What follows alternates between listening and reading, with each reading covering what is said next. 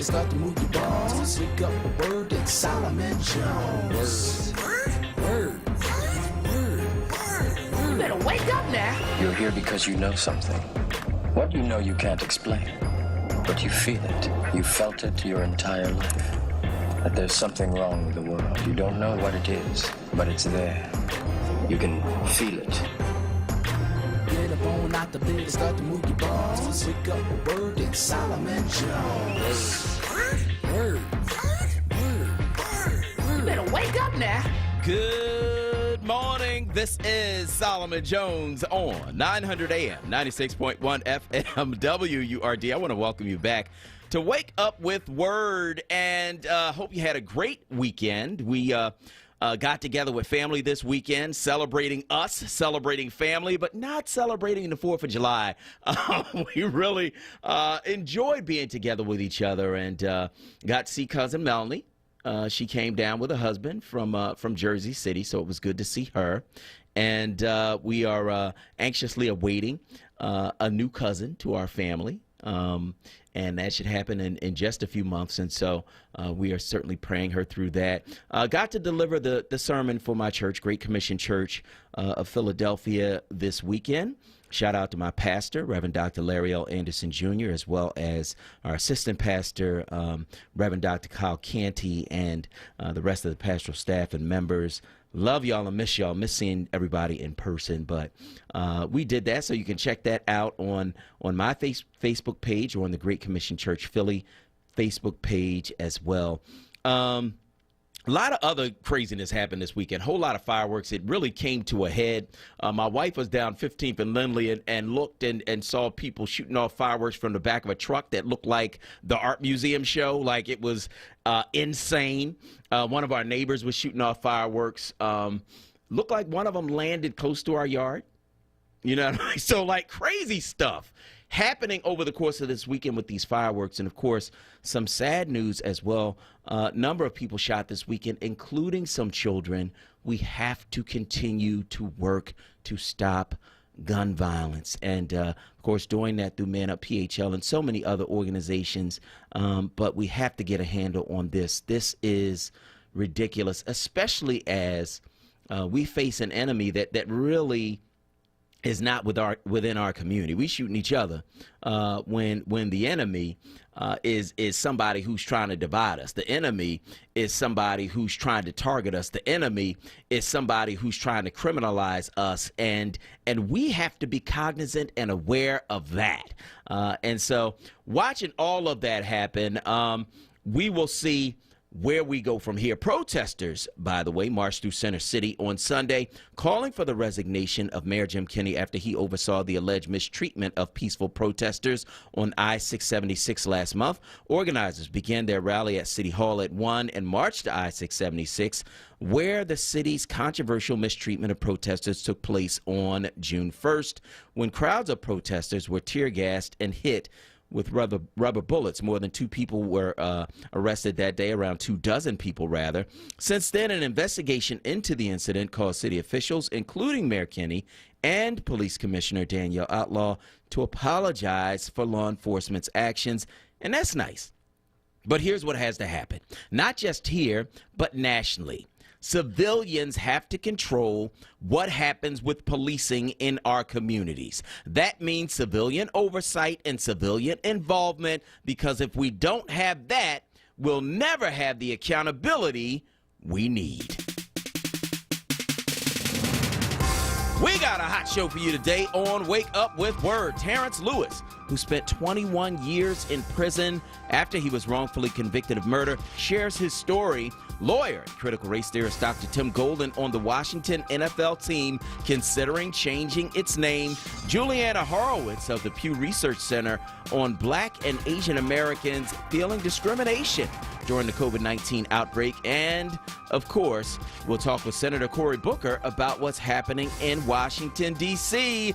And as always, we've got you, our listeners, calling in at 215-634-8065 or toll free 1-866-361-0900. Hit us on Twitter and Instagram at onWURD, or you can hit me personally at Solomon Jones 1. Watch us on Facebook at Forward. But first, it's the big three, the news stories you need to know to kick off your day right here on Wake Up with Word. Story number one, school districts across America in the midst of making wrenching decisions over how to resume classes in settings radically altered by the coronavirus pandemic, with school buses running below capacity, virtual learning, outdoor classrooms, and quarantine protocols for infected children being the new norm. The plans for the upcoming school year are taking shape by the day, and they vary district to district and state to state. The debates have been highly emotional, with tempers flaring among parents and administrators, and have been made all the more vexing by record numbers of COVID-19 cases being reported each day. As you know, Kuwait, my daughter going away to college this year, my son going into the 11th grade this year. He said they haven't heard anything about how classes are going to be conducted. My daughter knows very little as well, and so this thing really being decided on the fly, and we just want our children to be safe. Bottom line. Yeah, I mean, really, in all honesty, this is not something that needs to be decided on the fly. People really need to be taking, serious action on what's going on. I mean, I have friends of mine who, child was in daycare. She brought back, what is that, hand, foot, and mouth disease, so I'm sitting there thinking to myself, like, if you can't even keep some of those things under control, how are you supposed to control the coronavirus? Kids are, they're coughing. They don't know how to socially distance. They're in your face, so I mean, it's really a scary time, and I pray for, you got parents upset because they're like, oh no, we want our kids to be in school, but what about other parents who don't want their kids to be in school and exposed to that? So it's a lot. Well, I think everybody's going to have to kind of work together in order to make these decisions. I think that individual schools are going to be making some decisions around what they're going to do. I think principals in Philadelphia have a lot of latitude. They're going to have to make some decisions about what they do. And I think if people don't want to send their kids to school, they shouldn't. And we will see what happens from there. But this is something that is not going to be normal. I don't even want to call it the new normal, because there is no normal at this point. There is us trying to adjust and trying to figure out how we get through this. And we will see what happens with schools. But I think that the thing that gives me even more pause than the kids, because the kids are going to be all right, the thing that gives me even more pause is what happens with the teachers. What happens with the parents that the kids come back to? Like, when the kids get infected, because they will, what will happen with the other people who are older, who might have underlying conditions that they have to be around? That's my concern, even more than the kids. Story number two, 4 Aurora Police Department officers now out of a job following an investigation into photos they took of themselves at the site where 23-year-old Elijah McClain was put in a chokehold by police before dying last summer.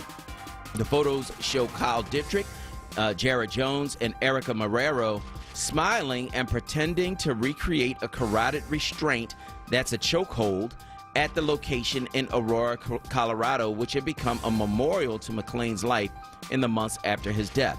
Jason Rosenblatt, an officer who was involved in the incident that killed McClain, has been fired as part of the investigation into the hateful photos. According to NPR, Rosenblatt responded, "Ha ha," when he was sent the photos, which the disgraced cops said that they took to cheer up their fellow officer. Interim Aurora Police Chief Vanessa Wilson revealed the photos in question at a press conference announcing the firings. The photos were taken in October of last year at the site where McClain was apprehended by Rosenblatt and other officers in August 2019, put in a chokehold, and then injected with ketamine by medics who were called to the scene. McClain died from that encounter. So they taking pictures making fun of it, Kuwesa. This is crazy. Yeah, it's crazy, and it breaks my heart. It really does. My biggest thing for me is that even if it was an accident, why are you laughing at the fact that you took someone's life? Yeah. I don't understand how that's funny. I don't understand how you could have such disregard for the welfare of a human being. I mean, we know why, because they look at us and they don't see us as human. They don't see us as people. Yeah.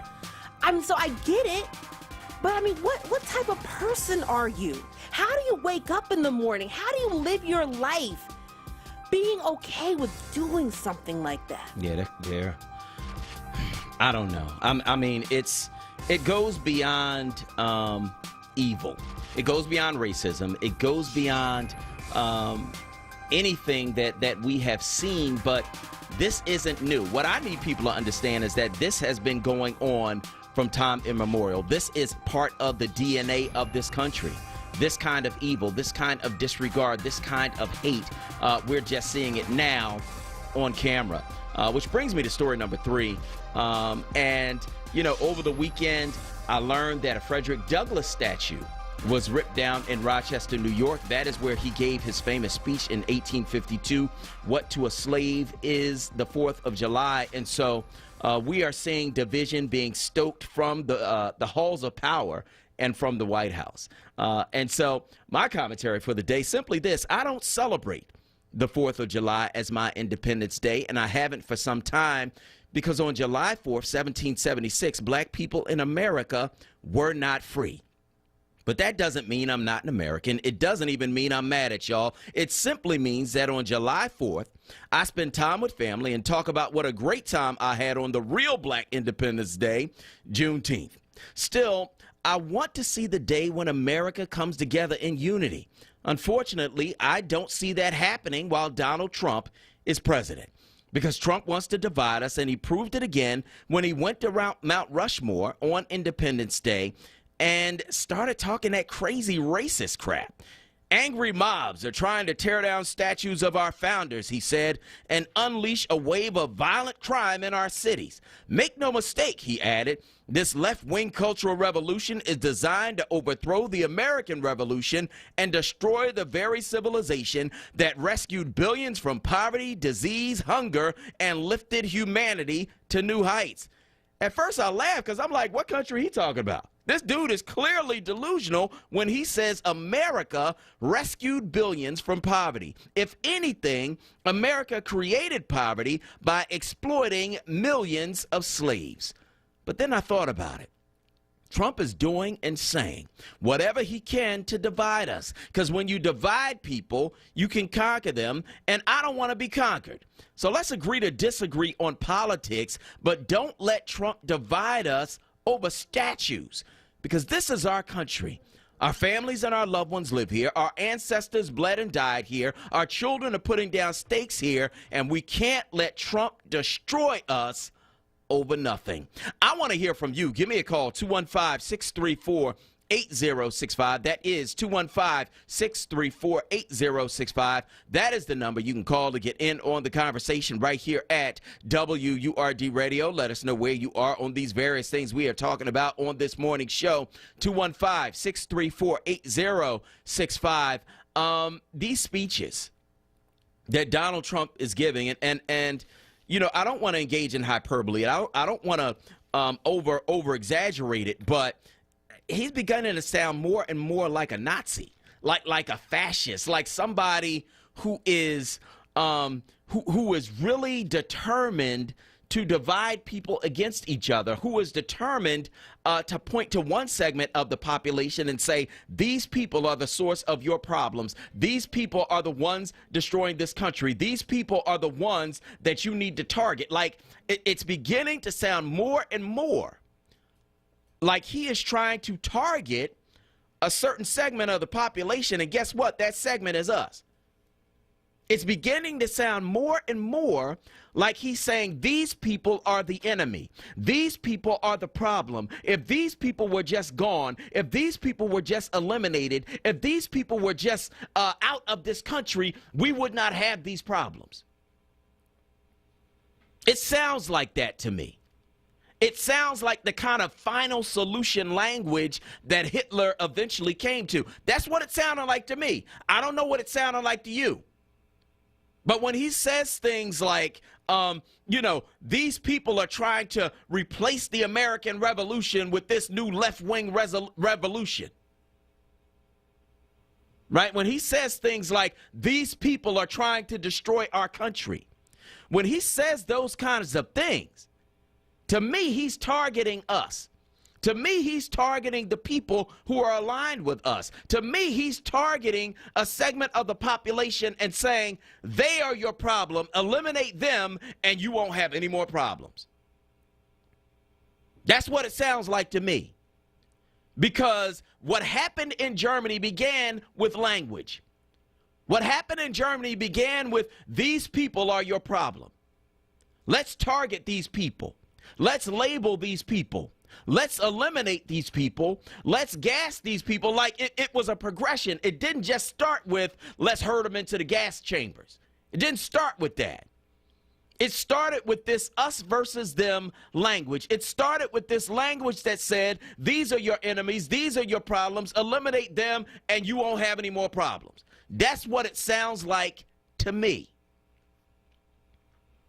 And my question is that who we want to be? Is that where we want to go? Is that what we want our country to come to? Because I don't know about you. I mean, there's people walking around, oh, we need to leave. This ain't our country. Yes, it is. Yes, it is. It's more my country than some other folks who got here 50 and 60 years ago. You know why? Because my people built this country. That's why. And didn't get paid for it. So everything I get, everything that I achieve, everything that I accomplish is for them. I am their pay, right? And so I'm not leaving. This is mine, right? And so when I look at someone at the very top trying to demonize the very people who built this nation, I'm appalled. I want to know what you think. Give me a call. 215-634-8065. That is 215-634-8065. That is the number that you can call to get in on the conversation right here at WURD Radio and let us know where you are on these various things that we are talking about on this morning's show. Also going to go back to the phone lines. We want to talk to you, 215-634-8065. And you can also weigh in on Facebook at onWURD. That's FORWURD, FORWURD. Olanian from Nicetown is on line one. Go ahead, Olanian. Good morning. Good morning. There was something that this last July 4th helped me see. There was an Independence Day of July 4th, but black people were not free. So there and then, black lives did not matter, and we were not freed. How can you have an Independence Day and black people aren't free? That means they believe that we didn't matter. Mm. Now we're telling the world that black folks do matter. Mm-hmm. Thank you. Thank you, Olanian. I appreciate you call this morning on WURD. If you want to get in, you can, of course, give us a call, 215-634-8065. You can also weigh in on Facebook at onWURD. That's FORWURD, FORWURD, and let us know where you are on these various things we're talking about on this morning's show. FORWURD is where you can weigh in on Facebook. Kawesa, what are they saying this morning on Facebook? Actually, we have quite a few comments here. Jumping. Oh, darn it, come back here. Sorry. So quite a few comments. One comment that I'm seeing here, Wanda Davis saying, because it's the 4th of July. He even said Christopher Columbus discovered America again to start a riot. And then also Linda Pierce, I believe, just agreeing with what you said, Solomon, saying, yes, he is. Andrea Jackson, we have always been the bigger person, but it doesn't matter what we do to keep unity. They will continue to show and promote hate. We need to protect our own and educate our own. Gary Butler Sr. says, sounds like Stephen Miller is Trump's head speechwriter. And then also Norma Gowan, these people, that's as bad as it gets when you hear that kind of talk. Be ready for a rough go of it. And then Delilah Levister says, that's right, our people built this country for free and were never compensated. So those are just a couple of comments that we have. All right, we're going to go to break. On the other side, we're going to continue this conversation right here on WURD. Check out the Source lineup on Word Radio. Mondays, get ready for the Rappin' Professor, Dr. Aaron Smith. On Tuesdays, it's Andrea Lawful Sanders. Then on Wednesdays, it's the Black Women's Leadership Council. On Thursdays, it's a second helping of Andrea Lawful Sanders. And on Fridays, it's Tiffany Bacon. Don't miss the Source. Monday through Thursday, 1 p.m. till 4 p.m. and Fridays, 10 a.m. till 1 p.m. Exclusively on Word Radio, 96.1 FM and 900 900 AM WURD. Streaming live on WordRadio.com and on the Word Radio app. Word Radio, 96.1 FM and 900 AM WURD. The Fresh Grocer of Monument Road now has even more to offer their customers. This Fresh Grocer location now has online shopping, so you can skip the hassle of going into the store. With convenient options of delivery right to your door or curbside pickup, they will do the shopping for you. You can get started at thefreshgrocer.com or by downloading the Fresh Grocer app on your mobile device. Now, a traffic update on Word Radio. Good morning. This report sponsored by ExpressPros.com. Southbound 95 first jammed up from Coppin down the bridge, down to 3 lanes because of ongoing construction. Once you pass that busy again, Allegheny through Girard northbound, no major problems. Schuylkill Expressway, Vine Expressway, pretty good shape this morning. We have an accident in Cheltenham Avenue at 21st Street, right near Washington Lane. 55 northbound, getting heavy now Deptford into 42. 42 at South AC Expressway, Garden State Parkway. No major problems into Philadelphia. Looking good still in the area. Bridges. Looking for an easier way to find your next job? It's time to get to know Express Employment Professionals. Visit ExpressPros.com to find your one of over 830 locations to help support your workforce needs. For more traffic information, log on to SIGAlert.com. Jim Bachman with your Philadelphia area traffic. You're waking up with Word, hosted by Solomon Jones. Good morning. Right now on Word Radio, 96.1 FM and 900 AM WURD.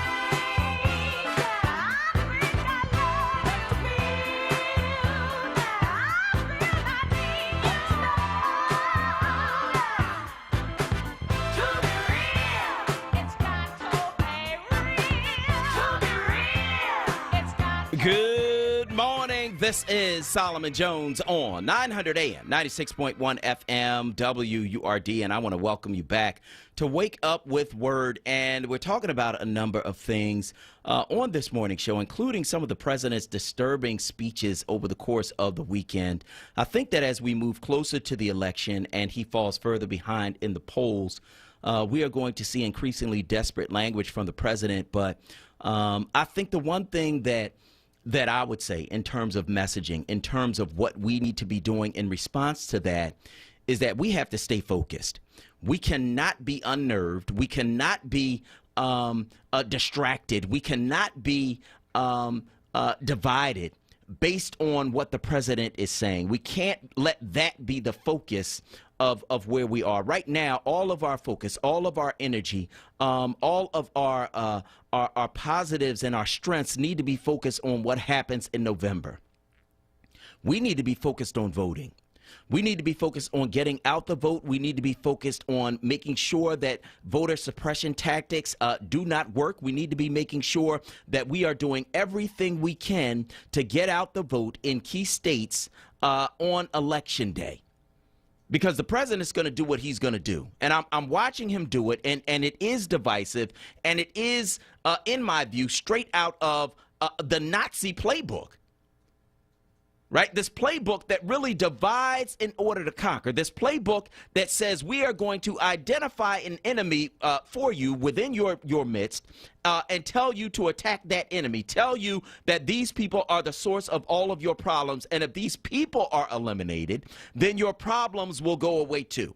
We have to understand what it is that we are seeing. We have to be able to put it in context historically, because if we can do that, then we understand how to combat it, how to battle it, how to fight it, how to defeat it, right?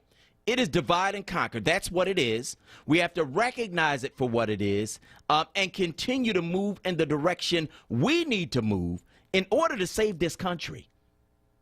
Because I think that we are at that point now.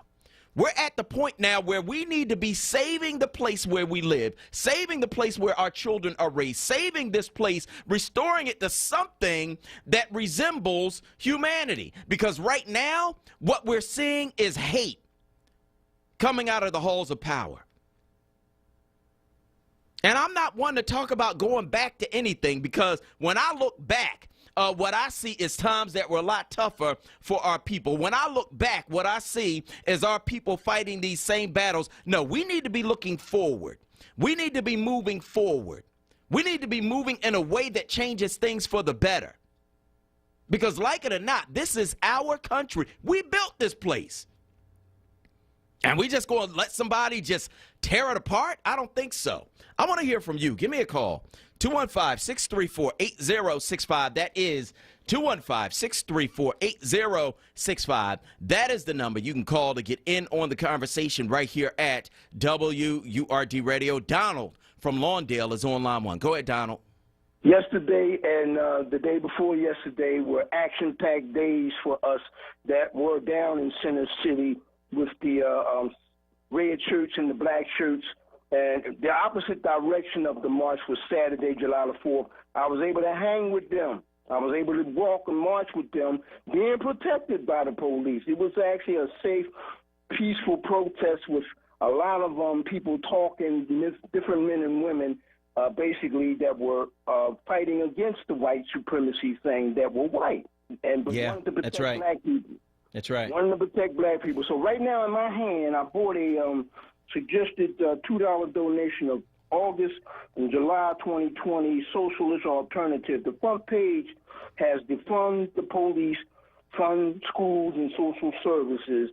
So I was told after being asked, can they, photograph me, a photographer, that there's going to be one coming up Wednesday on Temple University's Broad Street and Cecil B. Moore starting at 12 noon. So far, that's what's next here in Philadelphia, according to my ears, what was told me after getting questions answered yesterday afternoon. All right, Donald, I want to thank you for your call this morning on WURD. Let's go to Sherry from West Philly on line 2. Go ahead, Sherry. Good morning, Solomon. Thanks for picking up my call. You're welcome. I would like to, say this is a repeat of 2016, but much more amplified in the direction of division and hate. Yeah. In 2016 it was the Mexican, and then the Muslim ban, and then now it's about our heritage, the whiteness. My blood pressure was going up this weekend, and thanks to my wife, she turned off the TV, and I said to my wife, babe, this is Hitler 2.0. This man is preaching nationalism. Okay, that's what he's doing. Yep. And one thing we have to understand, Solomon. Okay, and that's why we need to go back to history and understand it. These Germans and Jewish, they were born there, they grew up together, they were friends, and then Hitler came in and infected them with this nationalism, and they started turning against their own friends. Yep. That's what I'm seeing here. Well, in most of the suburbs or in most other places, some of these people may not even say it. They may not even voice it out to say, I support him, or I like what he's saying. But quietly, there are few people, some of them in their mind, that go with what this guy is saying. That's right, and that's why the election day is so important. You can't trust the polls. People will lie to pollsters and say, "Oh no, I don't believe in that," because they don't want people to know that they're racist. He has more support than we know, and so we have to just keep that in mind, bear that in mind, because again, history tells you that too. Go ahead, Sherry. Yes, and that's exactly what you see. I said the visit to Mount Rushmore. That is part of it. And that's why I just, people should not be complacent and say, 2016, like, well, Hillary is going to win because he's down, he's down the polls. No, go out there and vote, because this man is ready to rip this country apart, and then to go, I mean, I'm telling you, he's going to go after minorities, he's going to go after everyone, except the whole whiteness he's preaching about. Thank you for picking up my call. All right, Sherry, thank you so much for your call this morning on WURD. Let's go to Grace from North Philly on line 3. Go ahead, Grace. Good morning, Solomon. Good morning. Yes. I'm not that, well, I am upset about all of the things that were just said. But my thing is, they came here on the Nina, the Pina, and the Santa Maria. They couldn't even grow food here. So these people that came here, they didn't know anything. They didn't even know they butt from a hole in the ground. That's my comment. All right, thank you so much for your call this morning on WURD Radio. I'm going to leave that one alone. 215-634-8065 is the number. Let's go to Maurice from North Philly on line 4. Go ahead, Maurice. Good morning, Brother Solomon. Good morning. One of the things I do with race is I beat them down with history. And I let them know that for 16,000 years, black people was in this country before they ever arrived. 6,000 years before the original Indians arrived. And if we're going to tell our story, we have to tell our story in totality, meaning that we have to tell who were the original Indians here. Because we let them tell us who the Indians were, and that's false. And when they always confront me, well, my ancestors we proud ancestors from Europe. And I always let them know the history. You got to first know what Europe is and tell me who was Europe named after, and then I want to still see if you're proud. Because Europe was named after the woman Europa from the Moorish general out of the army. They was in the Caucasus Mountains when she ran Europe. And after she left Europe, they named Europe after her, Europa. They took the A off and put the E on. So when we tell the history of our people, we had to know we was here before them. That's why we see all the statues and monuments throughout the Americas built by the Africans. Thank you, sir. All right, man. Thank you for your call this morning on WURD. 215-634-8065. That is 215-634-8065. That's the number you can call to get in on the conversation right here at WURD Radio. Let us know where you are on these various things we're talking about on this morning show. 215-634-8065. That is 215-634-8065. You can also weigh in on Facebook at FORWURD. That's FORWURD at Full Word. And let us know where you are on these various things we are talking about on this morning's show. So let's go back to the phone lines. 215-634-8065 is the number. And talk to Tony from North Philly on line 1. Go ahead, Tony. Good morning, King Solomon. How you doing, brother? Queen Kawesa, Afro-American royalty. Thank you. Morning. Good morning. Solomon, the only people that's here that's not an immigrant is the Native American and the Afro-American. We are a hybrid of Africa and America, which makes us a whole new, beautiful hybrid of both countries. If you look up the word hybrid, it tells you it's a mixture of the two. And we are true Americans, and the Native Americans, we are not immigrants. Everybody else is an immigrant. And we have as much right to own this country as anyone except the Native Americans. Thank you. Peace. And thanks for your call this morning on WURD Radio. You know, here's the thing, right? Some of us came here involuntarily, and so I wouldn't necessarily say we were immigrants in the traditional sense of the word, but we came here involuntarily from Africa, and so you know, it is what it is.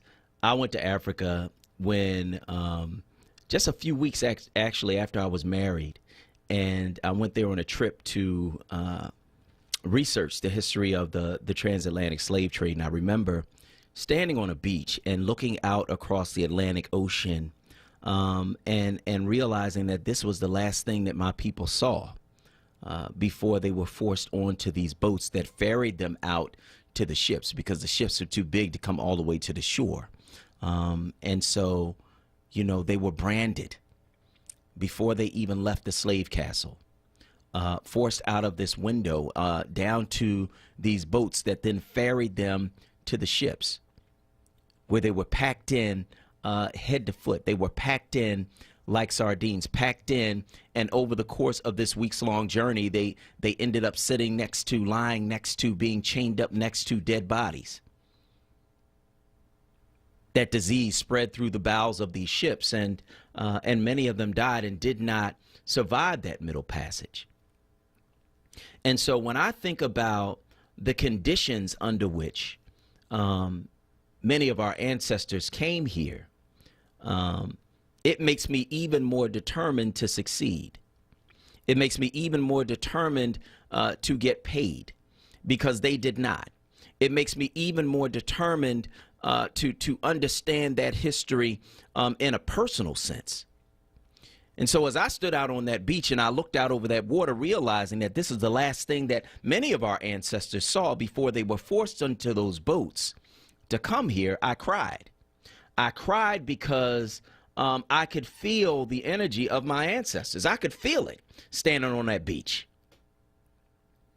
I could feel their pain. I could feel their longing. I could feel their presence on that beach. I could feel it because I was them returning. Their blood still runs through my vein. Their DNA is still in me. Their identity is still part of me. And so, yes, as I'm standing there on that beach, I realize that I am their dream of returning to where they came from. And so, you know, when I thank God for all of the experiences that he allowed me to have before I got here. Because, you know, I hear some of the things that people are saying, and those things are interesting and theoretical. I just know what I experienced in going back to Africa, standing on those shores, going into those slave castles, seeing the cells where my people were held, seeing the beach that they left from, seeing the water that was the last thing that they saw before they left Africa. I know that that is my personal experience. I hear what y'all saying, right? But I know that my people came from Africa. They came here from Africa. And so anything that I achieve, anything that I can get, anything that I experience, it's for them. Because they had to suffer in order for me to be where I am today. I need to understand that. We all need to understand that. And so, you know, this whole thing about dividing us and acting as if we are somehow the enemy for demanding what we rightfully should have is ridiculous. We know that, but the scary thing for Donald Trump and his ilk is that more and more white people understand that.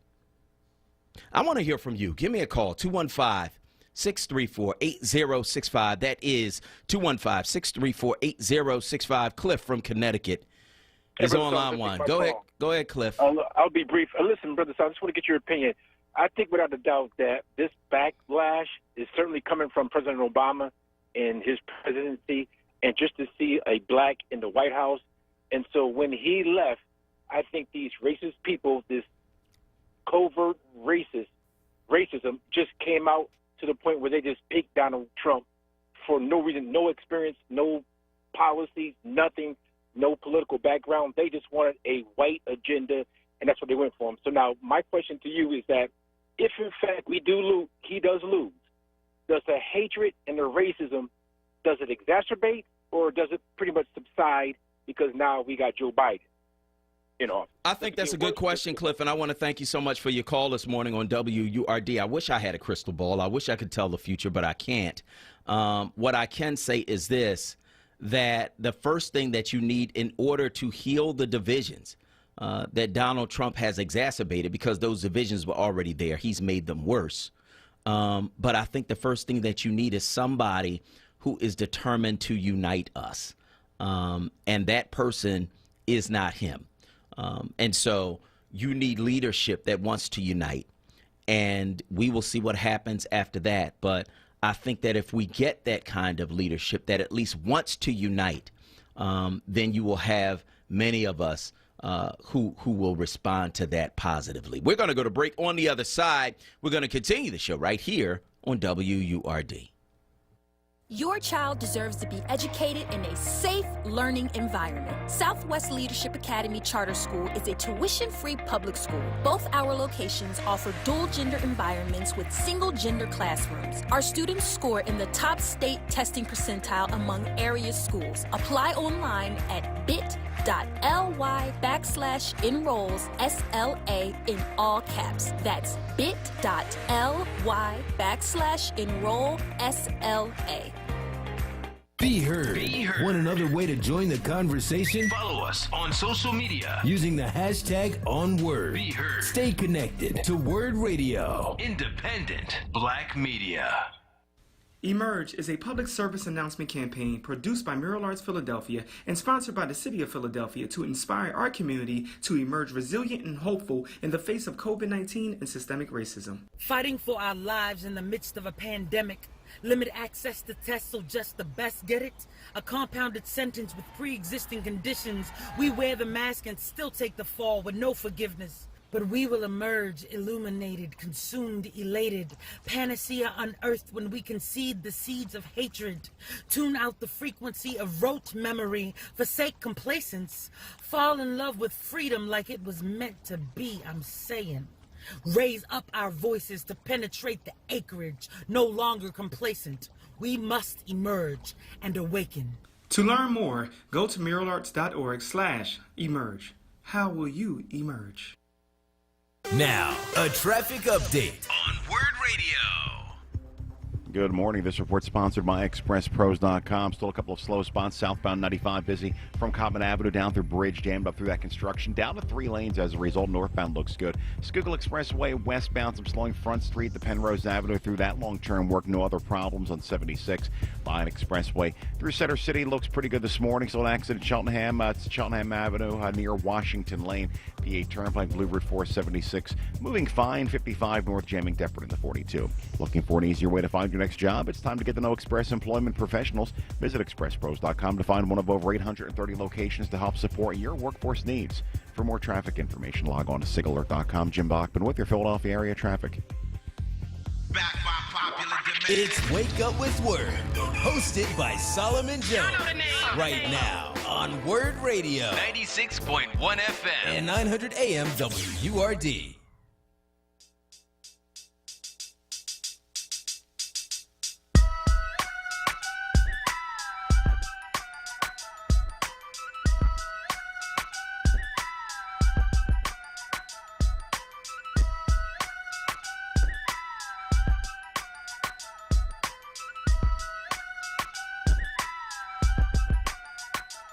Good morning. This is Solomon Jones on 900 AM, 96.1 FM, WURD. And I want to welcome you back to Wake Up with Word. Joining us now is Terrence Lewis, who spent 21 years in prison after he was wrongfully convicted of murder.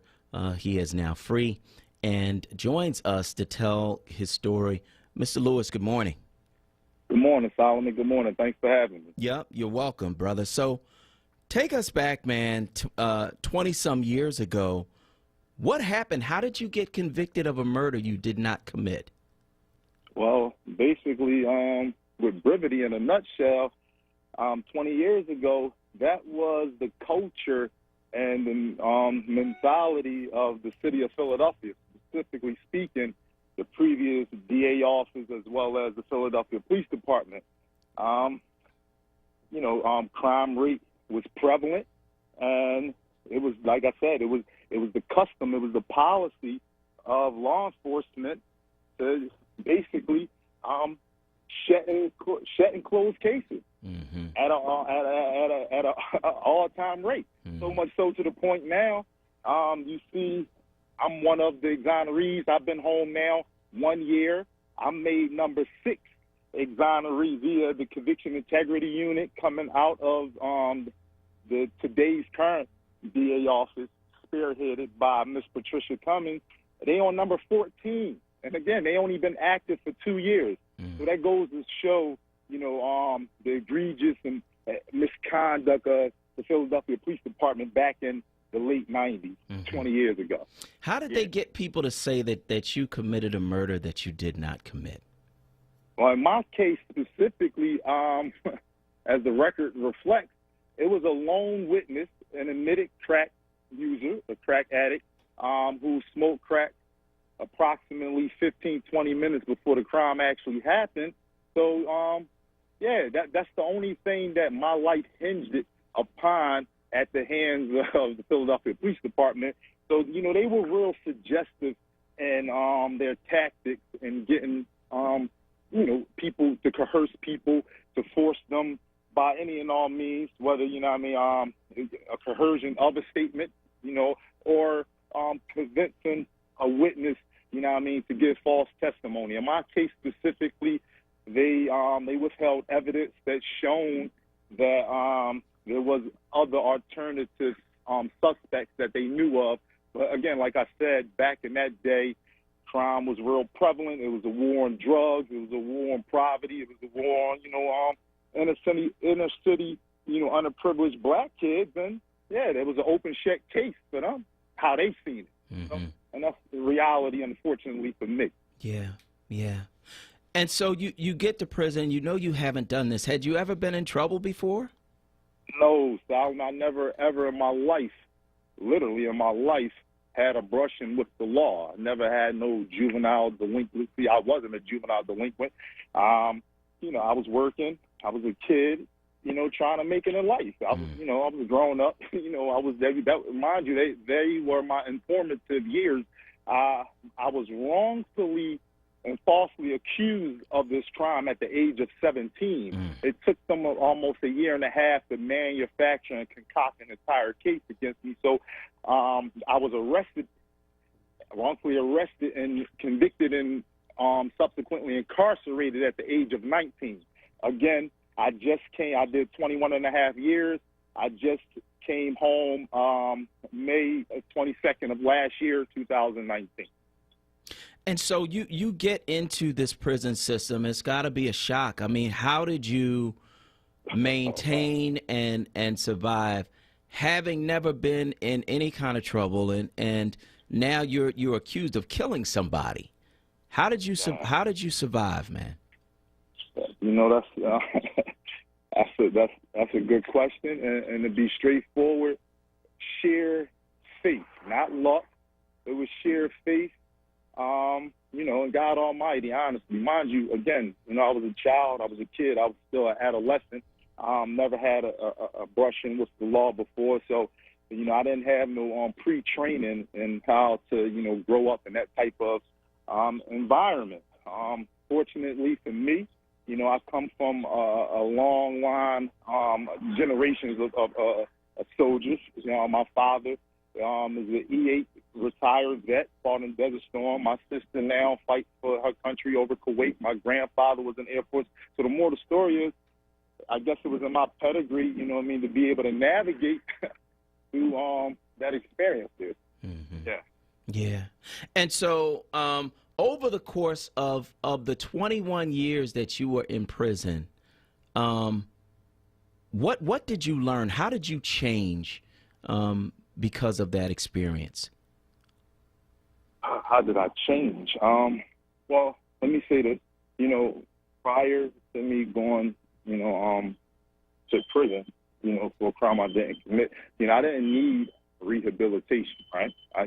My natural disposition is still the same. As you can tell from, I guess the way I'm presenting myself to you, I don't come off as a man, of anger and, hold on to resentment, so on and so forth. So, the question is, how did I survive, or how did I maintain? No, the question is what changed for you? So you go from 19 to 41 years old. You're literally growing up in prison. How did you change? How did you develop over that period of time? Oh, Yes, studying, reading, staying focused.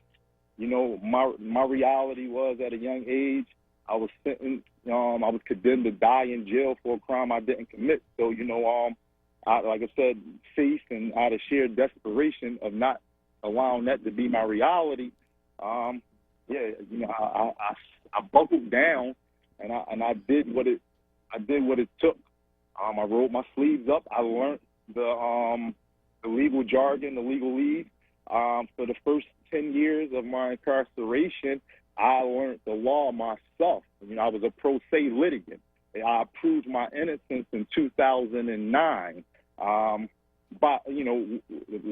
myself, I got to federal court and then was appointed an attorney. Mind you, I said I just came home 2019, so I unequivocally had a judge, a federal judge, prove in 2009.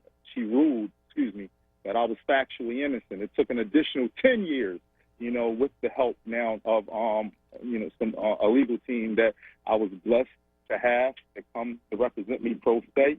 But that first 10 years, that first leg of it, Solomon, it was. I had to dig deep within and and conjure up and muster up the tenacity and the resolve to make it through that experience. Because it's either sink or swim. That was just the reality. That was true reality. You know, without beautifying or trying to find a proper word to say. I mean, practically speaking, it was sink or swim. I was in a level 5 maximum security penitentiary for murder. So, you know, it wasn't a 5-star hotel. I had no choice. I was compelled to survive, to live. Now, 2009, you said this judge found you factually innocent. It was a federal judge, but it was a state case, right? So how did a state case end up before a federal judge? And if that judge found you innocent, why weren't you released then? Good question. Yeah, again, in 2000, actually, when I got off the bus, Solomon, the blue bird that they called it, you know, after being shackled hand and foot and got off the bus, I immediately established, I obtained the GED, and then from there, I began learning the legal jargon. So I said that to say, I filed my pro se petition, meaning by myself, I had litigated throughout the state court, and this is from the systemic draconian policies and stuff that's in place. Considering that I was a poor, black man peon, now a criminal, an inmate, my litigation had no bearing. So I traveled all the way through the state appellate system process, and then once I got out of the state process and went to federal court, because that was the next stages. Of course, my federal judge, I don't think she thought it would have been sufficient to allow me to argue before her, so she appointed me an attorney. And then, with his argument before the federal court, she took a fine-tooth comb. She went over. She's the only judge at that particular time, by 2009, that sat there and reviewed the record in its totality. And she decreed what the fact of the matter was, that I was unequivocally, factually innocent. But due to, again, the draconian policies and statutes and the procedural hurdles that's in place, specifically the Anti-Terrorism Effective Death Penalty Act, signed in by Bill Clinton at the time, and is real reflective of Pennsylvania law, PCRA law, my innocence wasn't good enough. It wasn't sufficient. Procedural triumph over anything substantively, and that's just the reality. That's the reality of the state I was living in, and the reality of the country that we all live in. What did you miss while you were in prison? What happened with your family while you were away? What did I miss? Yeah. I don't even know how I can give. Did you lose anyone while you were in prison? I understood the question. I was trying to articulate myself best as I can to be, so you can really be empathetic towards what I'm saying.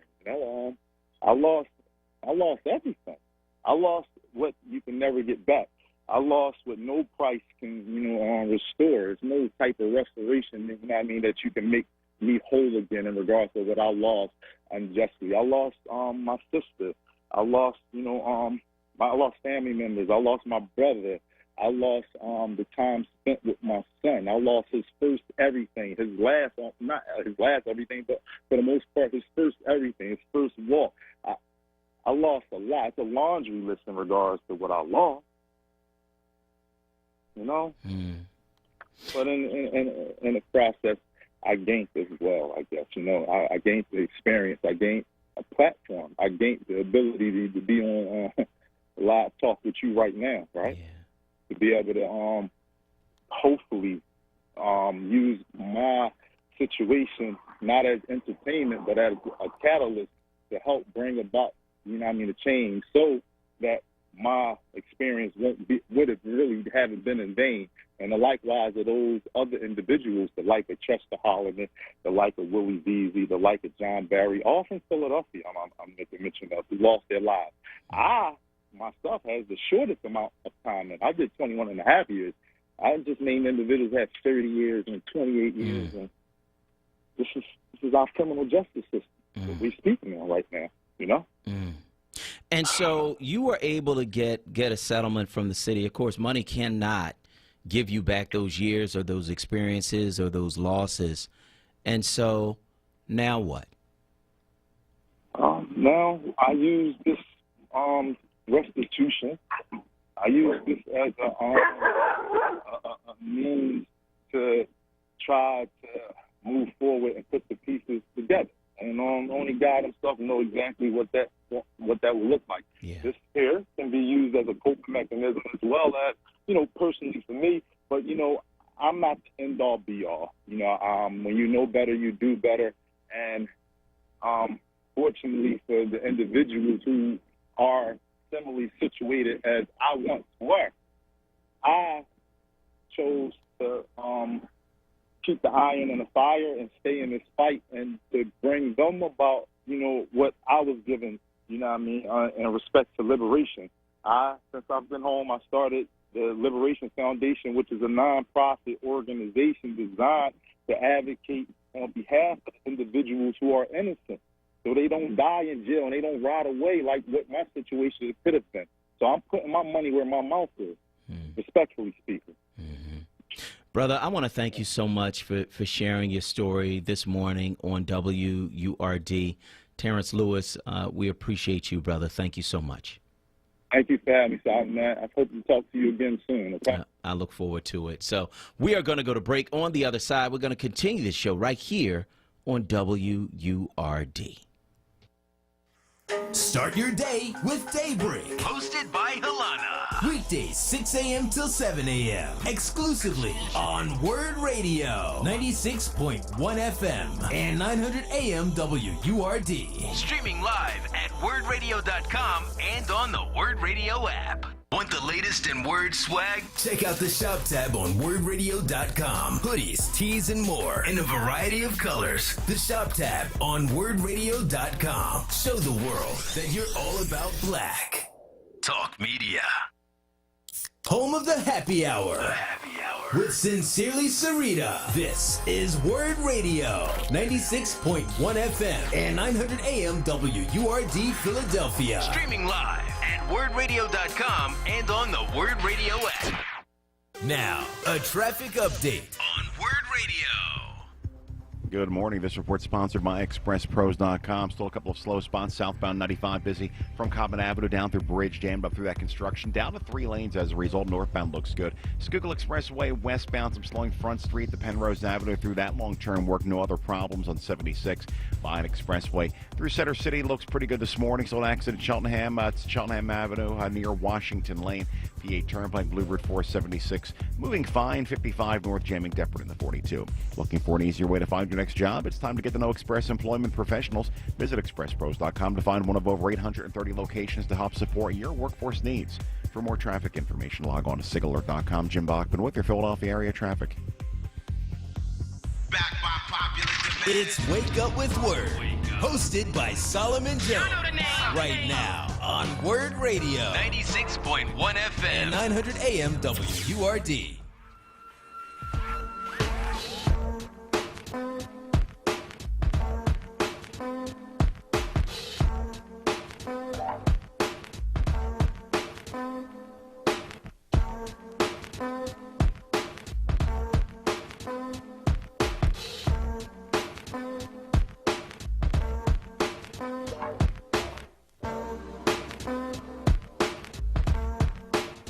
Good morning. This is Solomon Jones on 900 AM, 96.1 FM, WURD. You just heard the amazing story of Terrence Lewis. When I hear that, brother, it makes me think about Hassan Bennett. Hassan Bennett also wrongfully convicted and was able to get himself out by representing himself in court. And he is a brother who I just keep up with Hassan. Hassan, of course, joined us for protests. He joined us in meetings with the mayor and police commissioner. He joined us as we advocated and fought for the firings of some of those officers that engaged in racism on Facebook as a result of the Plainview Project. And so Hassan really a key part of that coalition, and all of that talent, all of that passion, all of that would have been wasted if that brother would have stayed in jail. There are so many people like Terrence Lewis and like Hassan Bennett and like so many others who have been wrongfully convicted, and we need to get those brothers out. We need to get them out. We need to get those sisters out, right? Because there is so much that has been done to our people through this criminal justice system that there's no way that we can just stand here and not try to make change. So Terrence Lewis started a foundation. You can find it online by going to tlewisfoundation.com. That's tlewisfoundation.com. So it's T and then LEWIS foundation.com. So it is about getting people out of jail. It's called the Terrence Lewis Liberation Foundation. And he is looking to change criminal justice in Philadelphia and beyond. Love that brother, man. Just based on his story and his energy and what he's trying to do to help other people to experience what he has in being liberated. So I want to hear from you. Give us a call, 215-634-8065. That is 215-634-8065. That is the number you can call to get in on the conversation right here at WURD Radio, and let us know where you are on these various things we are talking about on this morning show. Of course, even as we share stories like that, we're still dealing with some of the craziness coming out of the White House as the president seemingly grows more and more desperate. And we are watching him make these speeches that are really about division, really about pointing to certain parts of the population and saying these people are your problem. If we could just get rid of these people, if we could just get rid of their perspective, if we could just eliminate them, then everything for you would be all right. And to me, it's moving closer and closer to a Nazi type of playbook, where you identify an enemy from within the population and you try to turn the rest of the population against them so that you can maintain and even increase your grip on power. We've seen this before. This is not new. And so for us, what we have to do, I believe, is to be more determined to be unified, be more determined to be focused, be more determined on November, because that election is going to determine the future of this country. Are we going to be united? Are we going to be divided? Are we going to stand, or are we going to fall? Are we going to go with Trump? Or are we going to go with the future? That is the question. I want to hear from you. Give me a call, 215-634-8065. That is 215-634-8065. That is the number that you can call to get in on the conversation right here at WURD Radio. Gary from Chester is on line one. Go ahead, Gary. Simon Jones, thank you for taking my call. You're welcome, brother. Simon Jones, I want to thank you, Simon Jones, for having that march we had about the cops were putting the things on Facebook and all that nonsense. Because Solomon, after that march went down, now if you notice, let cops do that now. I'm throughout the whole country. Cops are now getting fired before that, because before nothing was done. Before that march, I guarantee you can look at the history. Before that march, nothing was done. Nothing was done. Now all of a sudden, pull that stunt now. You see what happens. You see what happens. But what people fail to realize, Tom, is that when cops get fired, trust me, when you ain't bringing no paycheck in the house, they cause a little rift in the house. It's a little more, you know what I mean? It makes you think 3 times before you act all stupid, you know. Because trust me, because now your mom is in it now. Somebody gonna talk to your mom like, oh, does Johnny act like that? How about that? Know what I mean? How about that? So, trust me, it got a wave effect. Simon Jones, thanks for taking my call. Thank you so much, Gary. We appreciate your call this morning on WURD Radio. If you want to get in, it is 215-634-8065. That is 215-634-8065. That is the number that you can call to get in on the conversation right here at WURD. Karen from West Philly is online, too. Go ahead, Karen. Yes, good morning, and thank you for taking my call. You're welcome. I just got finished listening to the gentleman, Terrence Lewis, talk about his situation that he and his family had to live through wrongful conviction, and it gave me I'm a little nervous talking That's on the all radio. right. Take your time. But gave me the ability to call in and just try to give you a little brief background regarding our family's situation with the legal system. My husband and our family saga with the legal system has been going on for 49 years. My husband was incarcerated for a crime in which he had nothing to do with, and through those 49 years, we have tried to overturn every stone that contributed to the wrongful conviction of him from the time that he was initially stopped for the crime in which they were accusing him of, which the probable cause, which was not true.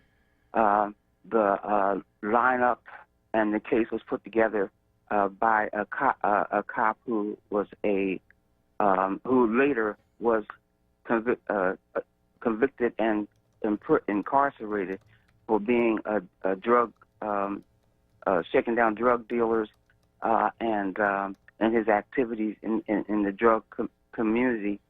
He had put together a case for it, and then during the trial, the prosecutorial misconduct, where they intentionally eliminated a jury of his peers by, eliminating all blacks from sitting on the jury, and then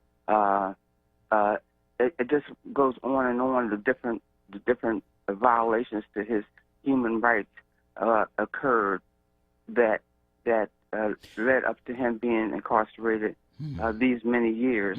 Well, this is what I want you to do. Call the DA's office and talk to the Conviction Integrity Unit. Those are the people who helped the young man we just talked to get out of prison. I'm familiar with that, and we have contacted them. His file, his papers are in front of the district attorney's office. However, and he had informed me one time I met him down at City Hall, and he informed me that because they have stacks of applications for wrongful convictions, and the staff situation, and that's why we haven't heard from them yet. But it's been like over 2 years that his application. Yeah, I wish that there was something that I could do from the Reddit, but those are really the people who you need to be in touch with. Now, the other folks you can get in touch with are the Pennsylvania Innocence Project, and we'll give you that number off the air. And I want to thank you so much for your call this morning on WURD. Let's go to Mike from Kensington on line 3. Go ahead, Mike. Yeah, I want to give a shout out to Brother Terrence Lewis, who I was up there with, and I want to explain the two differences between the lady husband and Terrence Lewis. Okay. Terrence Lewis always holler actual innocence, and because you holler actual innocence, your rights are protected. What they didn't say was Terrence Lewis got caught up in the Clinton and Biden crime bill, and that crime bill would manufacture evidence against the black male, especially in Philadelphia, that they was using at that time. I got caught up in that same crime bill. Well, let me ask you this, because if the crime bill was on a federal level, I know one of the things it did was it funded more police. It made for tougher federal laws, but the DA does not work for the federal government, right? And so the DA is the one that filed charges against Terrence Lewis based on what was happening locally here in the city of Philadelphia. Is that right? Yes. Okay. So what he did was, because he kept appealing by the steps, Mm-hmm. once it got turned down in the state, you're allowed to go to the Fed. Mm-hmm. So he had what they call cognizable issues. When you have cognizable issues, that's when the federal judge looks at them, which are strong issues. He had with a strong cognizable issue, that was enough for the judge. The federal judge said, okay, I'm going to overturn it. I'm going to overturn it and send you back down to your beginning stages again. Mm-hmm. So that's what took place. Yeah. When we look at That's what I was confused about, though, Mike. So the federal judge found that he was wrongfully convicted, but it still took 10 more years to get out of prison. That's the process. Mm-hmm. That's the whole. You got to go That's through crazy. every state. So once you go through the state, then you got to go to the Fed. Mm-hmm. That's the process. With the lady whose husband been out 49 years, because his case is over, we must keep in mind that Bill Clinton got rid of the habeas corpus. Mm-hmm. There's no habeas corpus. So if you innocent, and say you innocent and your appeal rights run out, because he got rid of the habeas corpus, it's harder for you to get back in court. The difference between his time period and Terrence Lewis' time period, Terrence Lewis came along when there was actual innocence. And as long as you holler actual innocence, you always go back and forth in the court over your time period, as long as you find the evidence to overturn your case. All right. I want to thank you for your call this morning on WURD. We appreciate it. Let's check and see what people are saying on Facebook. That's FORWURD, FORWURD. Let us know where you are on any of these things we're talking about on this morning show. Word on Facebook. That's FORWURD, FORWURD. So, Kawesa, what are they saying this morning on Facebook? So we do have a few comments here. Juanita Bryant, Mr. Lewis's story is powerful and is a testimony to our resilience as a people. Our power to endure and overcome is what has 45 and his followers scared out of their minds, praying for Mr. Lewis going forward. Once again, his that website is tlewisfoundation.com. That's TLEWIS foundation.com. So that's where you can go if you want to, get some more information and support the brother. Rebecca Truxon is saying, what are they going to do about the troops incident? The president has not said a word. So that's another comment as well that we're seeing.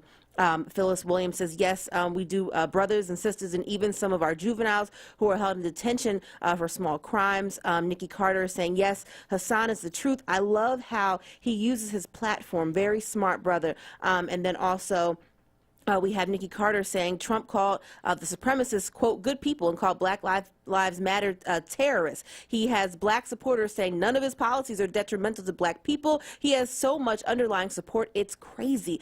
There are people that marched and the loudest that will vote for Trump. Now we have another wrench, Kanye, which will only, and we'll talk about that a little later, which will only cause the vote to split and Trump will win again. We have to be very strategic at this point. Not much longer to go. And lastly, Steph Michelle, thanking God, Mr. Lewis has been vindicated. It's horrifying that our people have been attacked and suffering like this. So those are just a couple of comments. So Kanye West announced over the weekend that he's going to be running for president, which is interesting because I don't even know that Kanye can get on the ballot at this point. And so it was one of the things that as I looked at that story made it even more ridiculous than Kanye himself. It's 5 months from the election. We've gone through a whole process where people have gotten on the ballot. and really are still going through the process to decide who the Democratic nominee is. I wonder what party label he would get under in terms of being on a ballot, but he's ridiculous. And, you know, I just, when I look at all the potential of somebody like Kanye West and I see kind of where he's gone, you know, it saddens me. It does. It saddens me because I'm looking at you like, dude, you got all this talent. You got all of this influence, and you use it for foolishness. For foolishness, man. Shut up. You know what I mean? For real. Like, you know, at some point, just shut up. Shut up, count your money, be with your woman who's not black. Do whatever it is that you're going to do. But for real, man, just shut up. Shut up. 215-634-8065. That's 215-634-8065. That is the number you can call to get in on the conversation right here at WURD Radio. Let's go to Rita from South Philly on line 4. Go ahead, Rita. Oh, my God. You sound like you're out of breath. Yeah. Go ahead, Rita. How was your holiday? You know, I enjoyed my weekend. That's good. Mm-hmm. Your 4th of July? Yeah, I enjoyed my weekend. I don't celebrate the 4th of July. Oh, okay. Yeah, it's not. My mother's birthday is on the 4th of July. Mm-hmm. Okay, let's get to it. You know, most black men that got money, they went, as soon as Kanye got his money, he went and grabbed him a white woman. A lot of them do. A lot of them do. I mean, you could be with a black one while you poor. When you get some money, I need to put my foot up your butt. Look at this. See what he did? Went and grabbed him. A white woman went and got her butt like my. I started to say something. Went and got her little bottom in the back with some injections. Lord have mercy. Simon. Yes. Anybody can go to jail. Didn't I tell y'all that? Now watch this. There was a woman that was down there running through Philadelphia. I think she helped set the police department, police car on fire. Guess what, Simon? I looked at the page. I said, oh, no. You know why? She looks exactly like me. If you was to see us two, we look too identical. You look like no, you don't look like that woman, Rita. I've seen you. No. You don't look like the woman that set the police car on fire. No. She was out there. There was a woman out there. Look at that real good. Look at me. She looks exactly like me. Well, there's a lot of people out there. There's hundreds of people out there when that happened. There was one that looked exactly like me. Okay. Here's what they didn't say.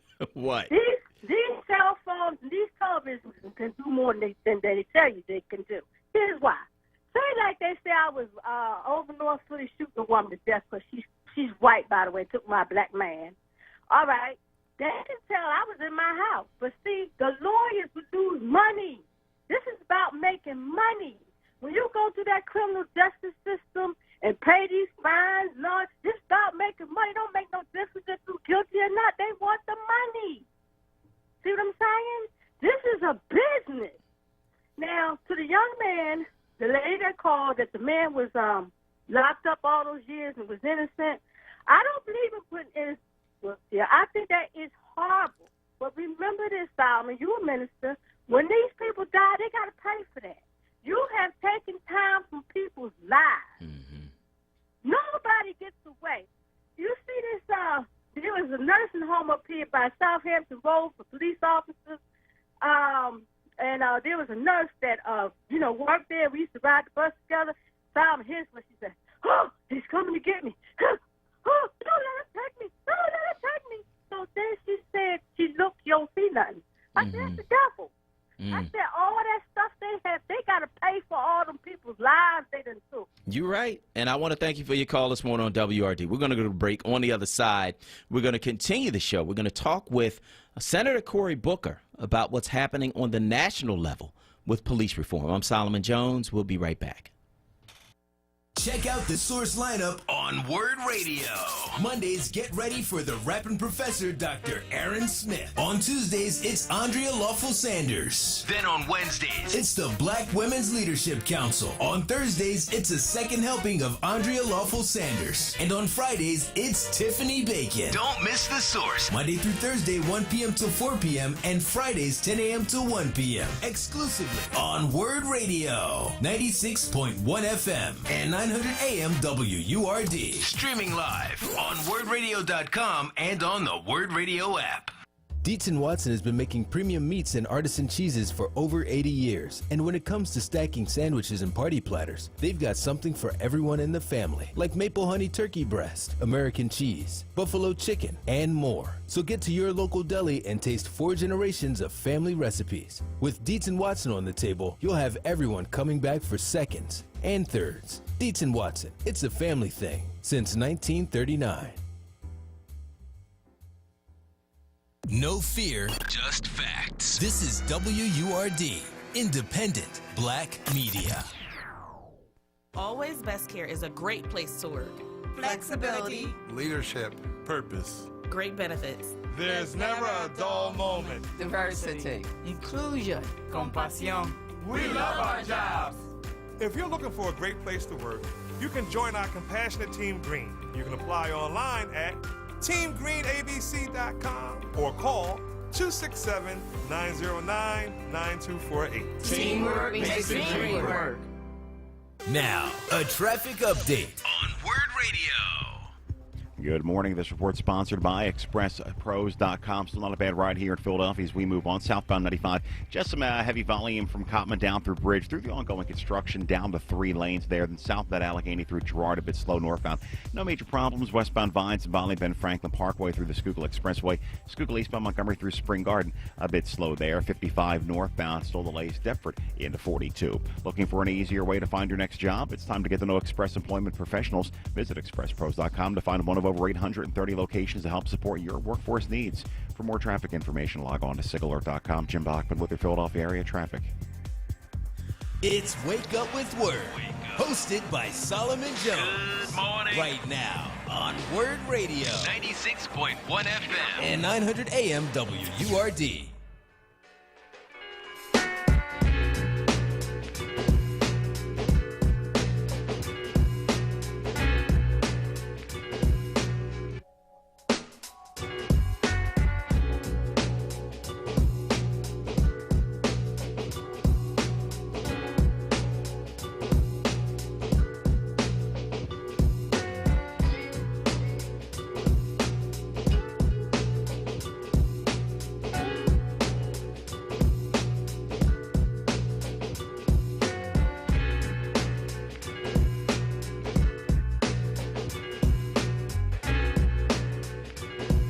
Good morning. This is Solomon Jones on 900 AM, 96.1 FM, WURD. I want to welcome you back to Wake Up with Word. Joining us now is U.S. Senator Cory Booker, a Democrat from New Jersey, to talk about the latest on police reform and COVID-19 and other pressing national issues. Senator Booker, good morning.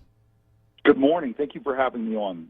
You are welcome. So, the first thing I got to ask you about is some of the speeches that I heard over the course of this weekend coming from the president. I'm not going to say that I'm alarmed by what I'm hearing from him, but I am concerned. I'm concerned because as we move closer to the election, what I'm hearing from him is very divisive and focuses on things that seem to tear Americans apart.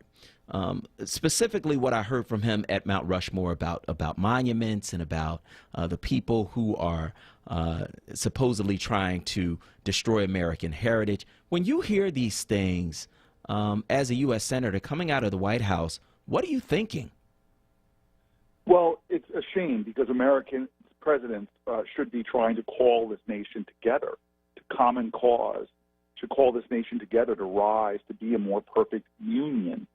Presidents should be actively trying to put more indivisible back into this one nation under God. And this is a president that is out of step. He is demeaning, degrading, and dividing. And to show just how out of step he is, remember, the changing of names of American military bases.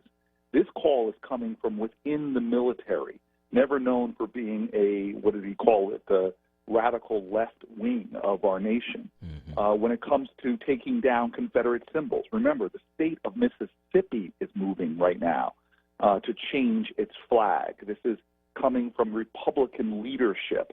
You're hearing calls for change coming from the left and the right to re-examine our history, to take down Confederate monuments, and for this president to side with the Confederacy, to side with those who want to hold on to the relics of our racist past.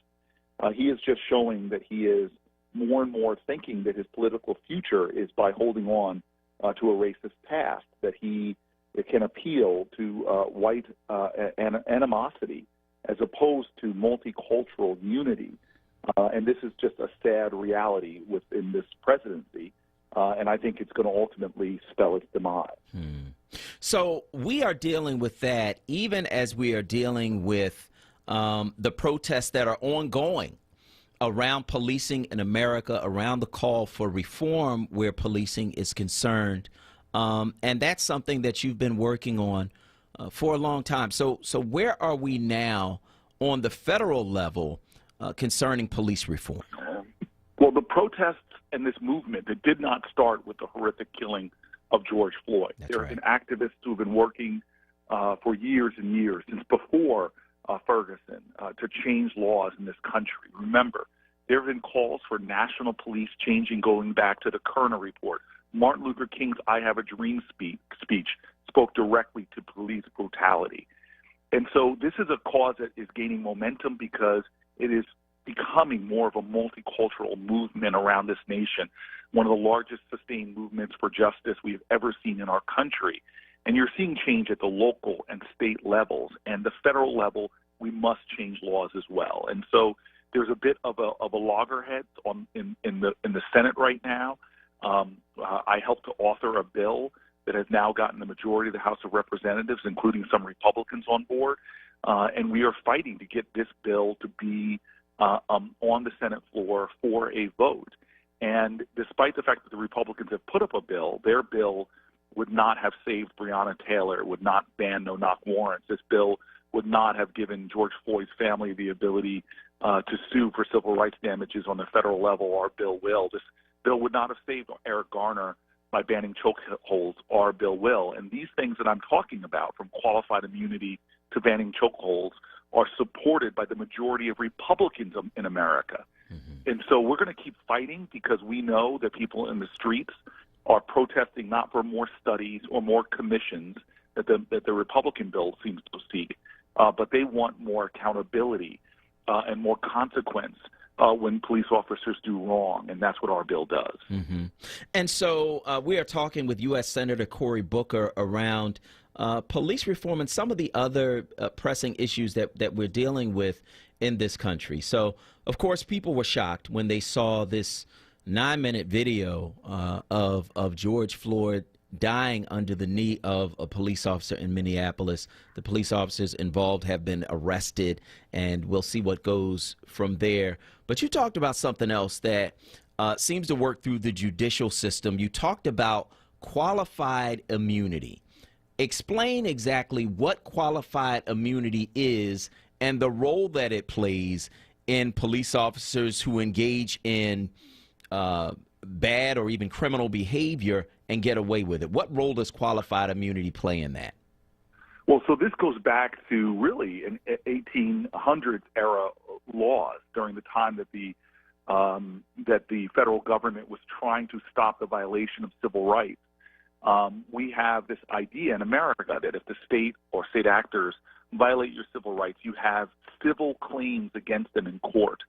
But what has evolved through judges over time has been this idea that police officers can be held virtually immune to civil action, to suing them in court, because of this idea that they will be immune because unless some action has happened exactly like this in precedent, you are basically immune. And that is outrageous.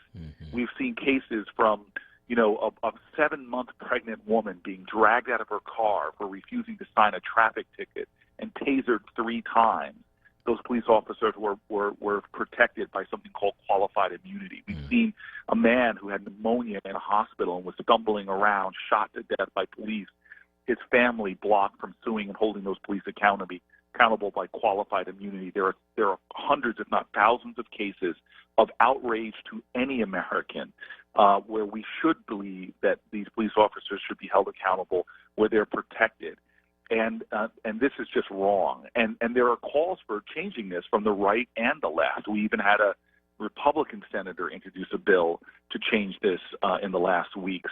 And so this idea that you can violate somebody's rights or violate the law and not have consequence through federal courts is absolutely unacceptable. In America, we believe that no one is above the law.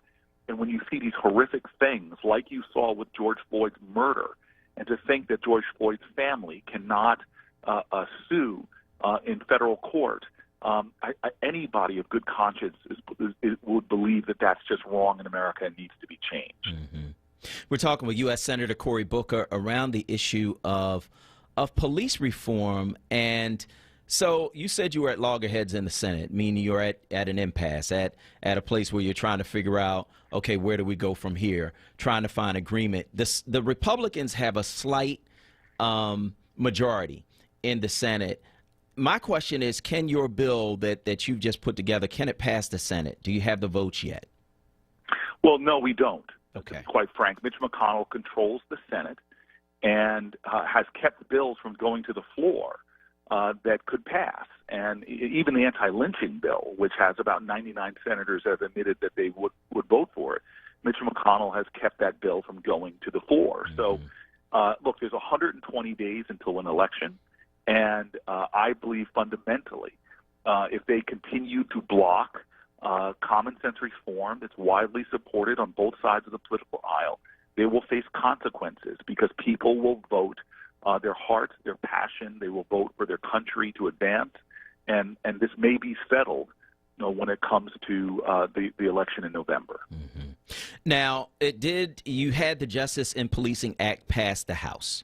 And so you put out a statement on that. Of course, you co-authored that Senate companion bill. And so given that it's passed the House, does that put more pressure on Mitch McConnell, or is he just kind of standing fast and saying, look, I'm not bringing it to the floor? Well, I can't believe that this is his own nickname. This is not a sort of a pejorative of mine. He calls himself the Grim Reaper because he has blocked bipartisan bill after bipartisan bill that has come from the House of Representatives and hasn't put it on the floor. He seems to delight in his ability to stop progress in America, and that is utterly unacceptable. And that's why when people talk about this election and so much being at stake, they're often talking about the presidency. But regardless of who gets elected, Donald Trump reelected or Joe Biden, that alone has lots of consequence. But whether Mitch McConnell remains in the Senate is going to determine whether we get big things done. Take, for example, the violence this weekend we have seen from Chicago to New York around guns, with guns in our community being wielded by people that have no right to have them. The idea of common sense background checks that is supported by 84% of NRA members. This is a bill that Mitch McConnell has not let come to the floor, even though it would easily pass in a bipartisan fashion. And so much is at stake right now with Mitch McConnell being there or not, in terms of our country being safer, stronger, and more advanced. And that's why policing is just yet another example of how the Grim Reaper is stopping our country from coming together and moving forward. So let's talk about what's happening with the novel coronavirus, COVID-19.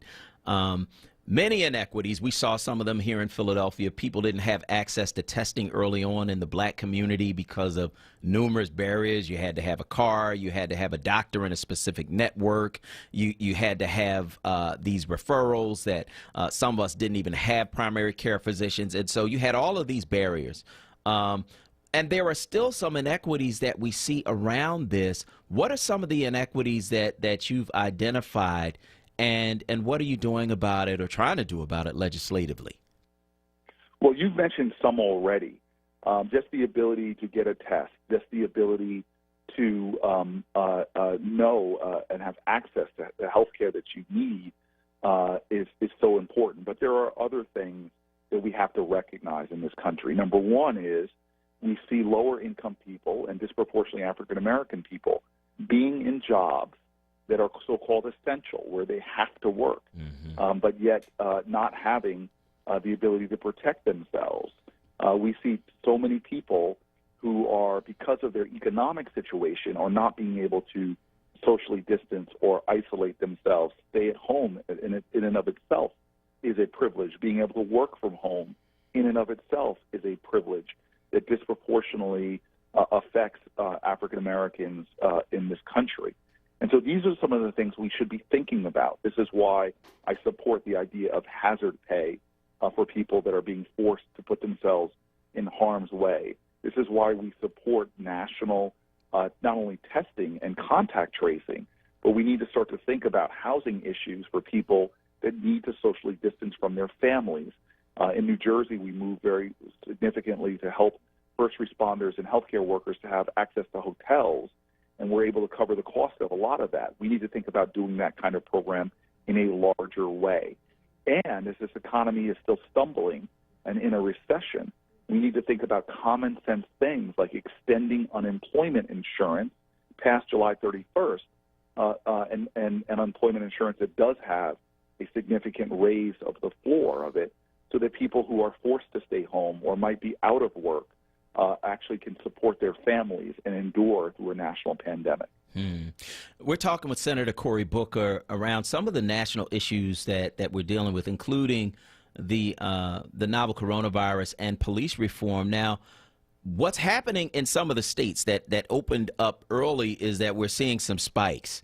We're seeing spikes in places like Texas. We're seeing some reckless behavior, really, by younger folks who don't believe that they will die from this thing. And so what are we doing? What can we do, given that these decisions are being made at the state and local level about what to open, when to open, how to open? What can we do about it on the federal level? Well, again, it's very difficult to do the right thing when you have a president who is preaching literally from tweets talking about liberating states all the way to his refusal to set an example by wearing a mask himself. We have seen globally that the nations with strong national leadership have been able to not only bend the curve, but actively have been able to bring their economies back so much quicker than ours.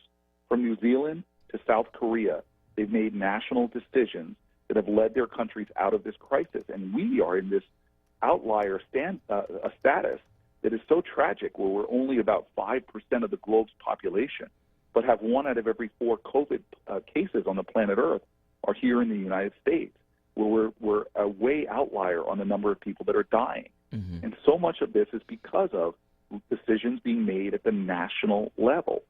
And so we were calling, number one, for our president to listen to his own epidemiologists, his own scientists, which are talking, often having to contradict his public statement and telling Americans about what to do.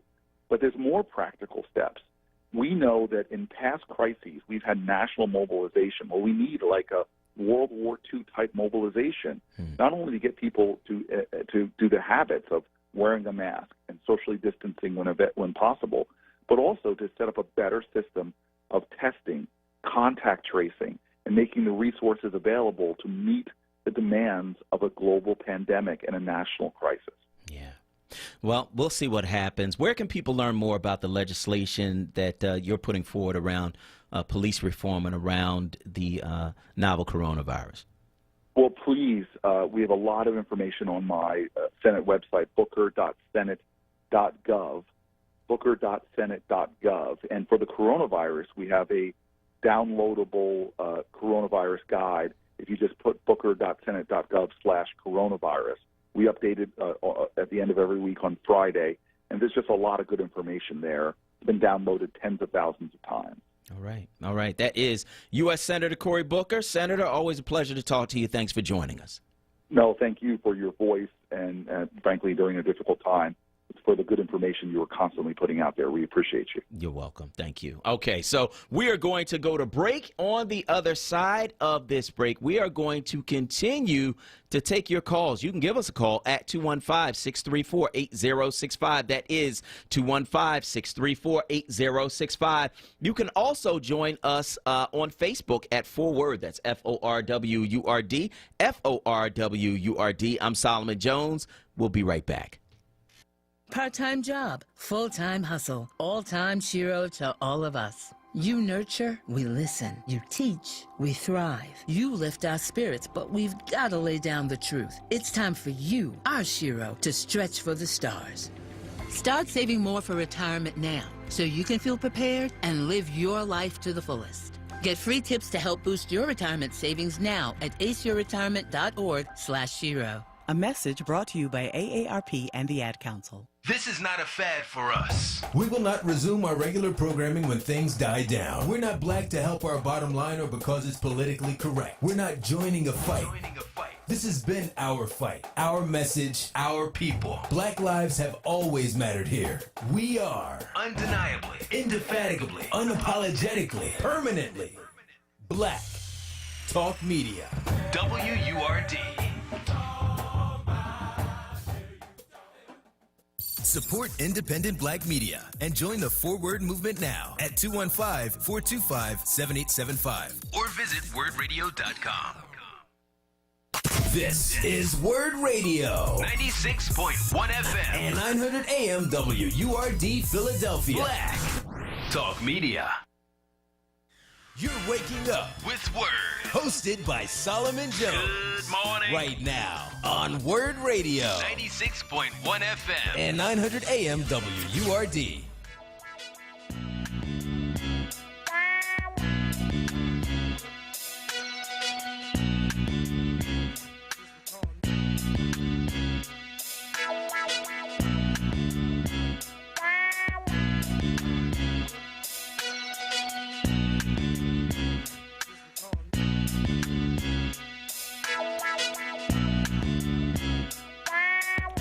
Good morning. This is Solomon Jones on 900 AM, 96.1 FM, WURD. And joining us now from Dedicated Senior Medical Centers is Dr. Sophie Parker to talk about something we talked about with Senator Booker, this novel coronavirus, otherwise known as COVID-19.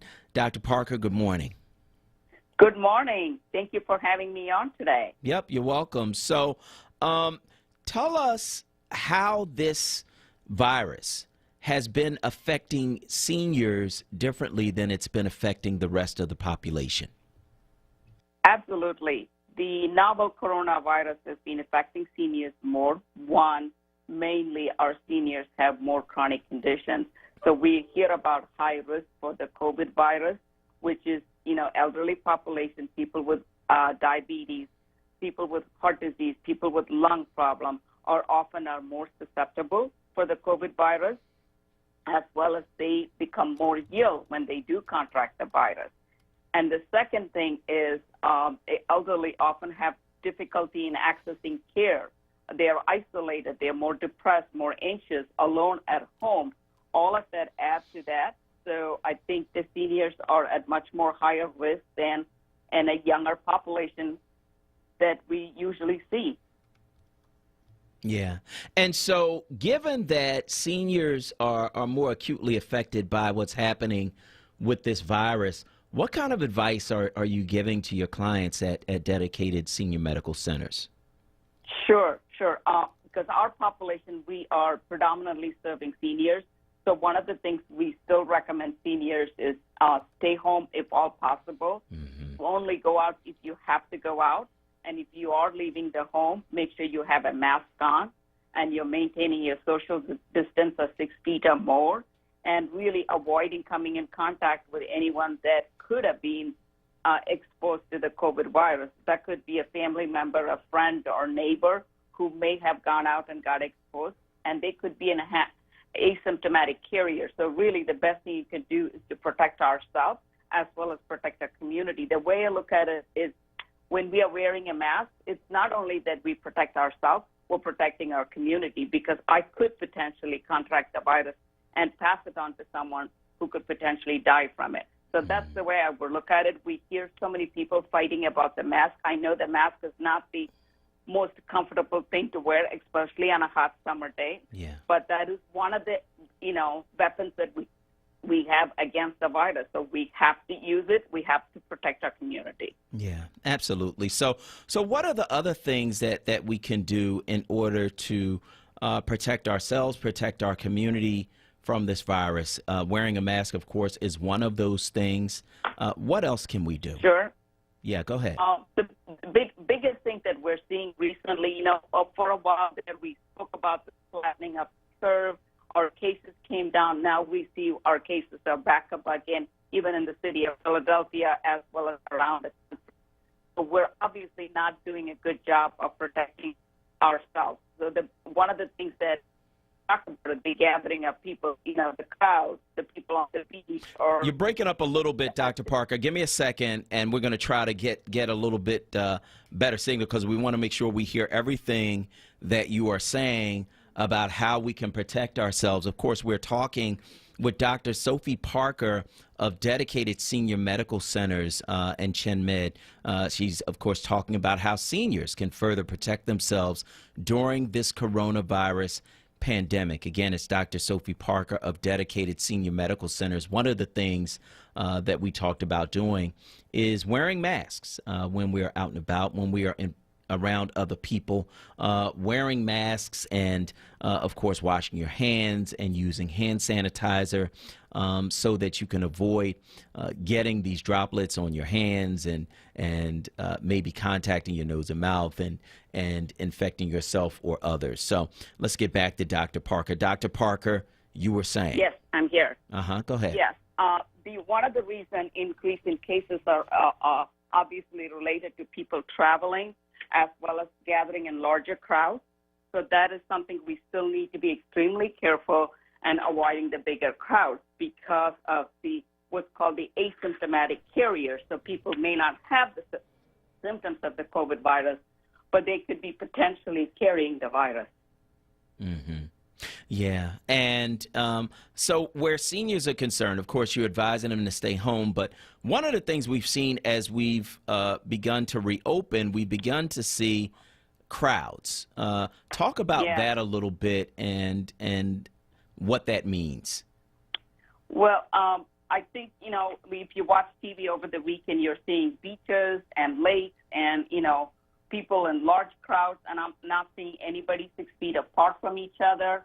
They're not wearing the mask. They're really close in contact. So the best thing I can say is let's avoid it, because we cannot continue to have the case going up and having more people affected and more people dying from that.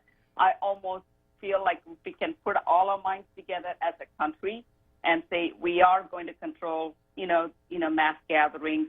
We are going to stop going to the beaches. It's okay, the beach will be there next year. But what we don't want to do is keep spreading the virus and prolonging this, trouble we're in. The economy is affected. People's health are affected. We kind of have to put a stop to this. So I wish people don't do that. But, since some of the cities opened up, you see the end result of, the large groups, causing an increase in cases. Mm-hmm. Yeah, we're talking with Dr. Sophie Parker from Dedicated Senior Medical Centers about how seniors can protect themselves during the coronavirus pandemic. And so we talked about wearing masks and avoiding crowds, staying in if at all possible. But if you have to go out, Dr. Parker, especially as a senior, how should you go about doing that? One of the things we tell our seniors is, if you do have to go out, most of the stores and the shopping areas have times where seniors are allowed and then non-seniors are not. So that is more dedicated time for the seniors. That may be time to best use that opportunity to go into the stores and still maintain your social distance. And seniors have to get out. They have to get out and get fresh air, going out into a park or a street where it's not crowded, or even if you have a porch or a patio, or open area that you're able to get out to get some fresh air, maybe even an exercise will be helpful. But I'm really happy the shopping centers and the grocery stores have a time for seniors, so which means it's a little less crowded. So again, keep the social distances. Wash your hands or sanitize your hand before you go into the store, as well after you come back. And that is absolutely important because we're touching things, when we go out. Yeah, absolutely. So how do people get in touch with dedicated senior medical centers, Dr. Parker? So dedicated senior medical centers, we have 5 centers actually around. Unfortunately, I don't have our main phone numbers, but you can look it up online for dedicated senior medical center or through a website and call one of our centers and come in. We do virtual tours for our seniors and also, just kind of information about who we are, what we do. So one of the important things that we have done through the COVID virus is we really did a great job trying to keep our seniors away from the hospital. So we call our patients every day. We call our patients every week, check and see how they're doing. We give them instruction on how to wash your hands, how to wear a mask, how to protect yourself from the COVID virus, and we offer telemedicine service to our patients. We are seeing some patients in the center. Since our population is at a higher risk, they need to be seen by a physician. Some of the disease processes we can manage over the telephone or a video, but a lot of them may require the physician to, kind of look at the patient, do a physical exam. So we're bringing few people into the center, still maintaining a social distance within our centers and keeping our centers as safe as we can be. And all our staff, we wear a mask. We also do our self-check every day. And just to check and see any one of the staff members have any symptoms or fever. So in that case, we are requiring them to stay home until they can be clear of the COVID virus. Okay, what number can people call, Dr. Parker? She doesn't. Okay, all right, we'll figure it out. We'll get that number and make sure we get it out to our audience. Dr. Parker, I want to thank you so much for joining us this morning on WURD. I appreciate your time. Thank you very much. All right. We got a couple of minutes, so we're going to take your calls at 215-634-8065. That is 215-634-8065. That is the number that you can call to get in on the conversation right here at WURD Radio and let us know where you are on these various things we're talking about on this morning show. 215-634-8065. That is 215-634-8065. One of the things we have, we need to talk about this because Kanye West has announced that he's going to be running for president. My question is, how you going to get on the ballot, right? We're 120 days out. I think he's trolling us. And my question is, why? That really is my question. Because he has come out as a Trump supporter. He has come out and said, he dyed his hair blonde, took pictures with him, went to the Oval Office, wife running in and out of it, like the whole thing. And now he's saying he's going to run for president. He can't possibly win. He can't possibly get on all of the ballots.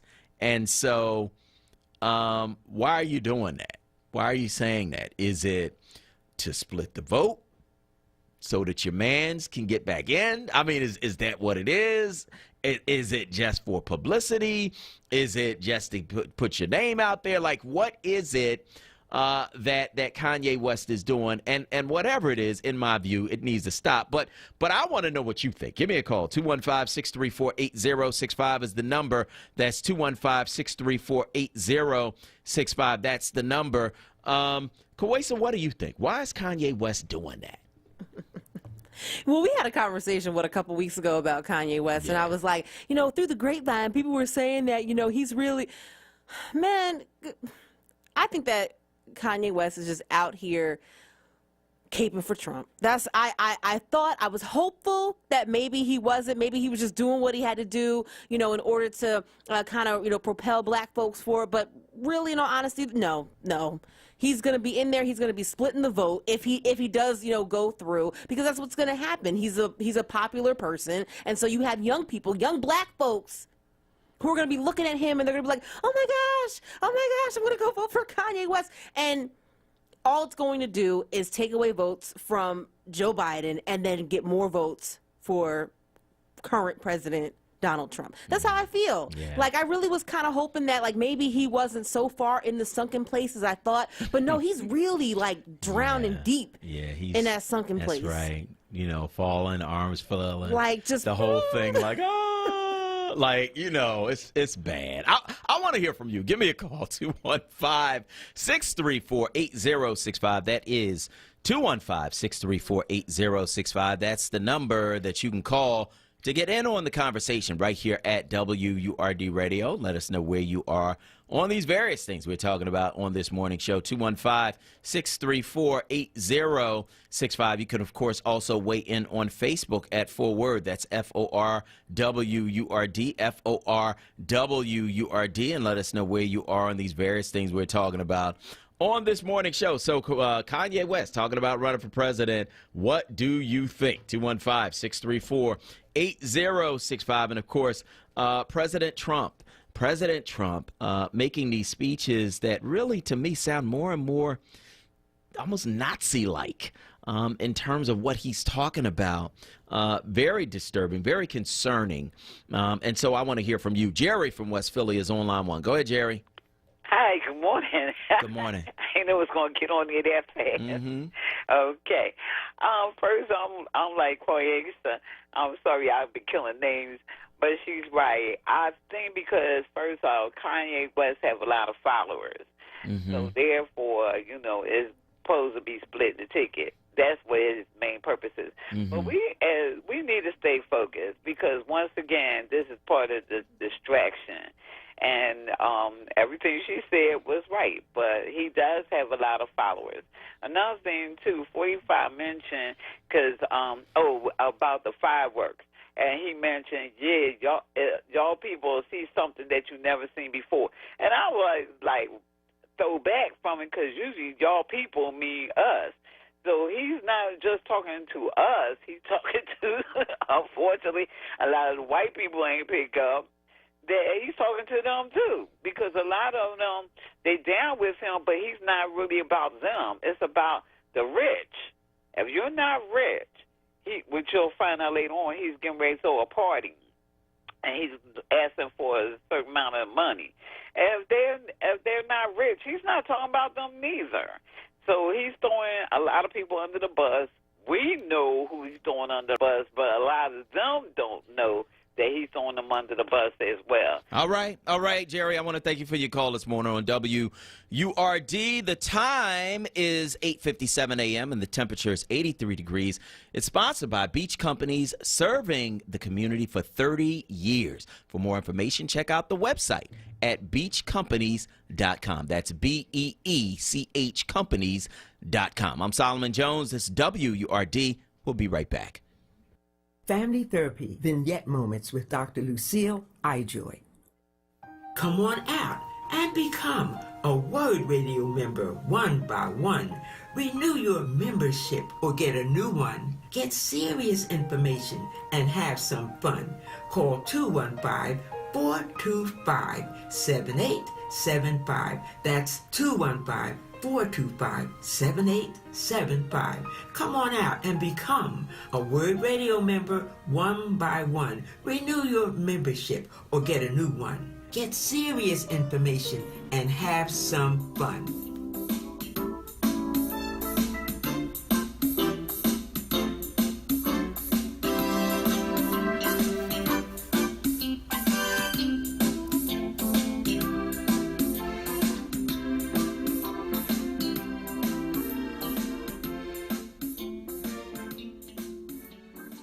Pico has many ways to help you lower your energy usage and save money at home. Here's one. Have an old working fridge or freezer in your garage or basement? Pico will pick it up, dispose of it responsibly, and give you a $75 rebate. That's right, $75. Plus, you can save as much as $150 a year on your energy bill by getting rid of it. Just schedule your pickup at pico.com/recycling or call 1-888-5-PICO-SAVE today. Be sure your fridge or freezer is plugged in and working at time of pickup. Lifting every voice till earth and heaven ring. This is Word Radio, 96.1 FM and 900 AM WURD Philadelphia. Black Talk Media.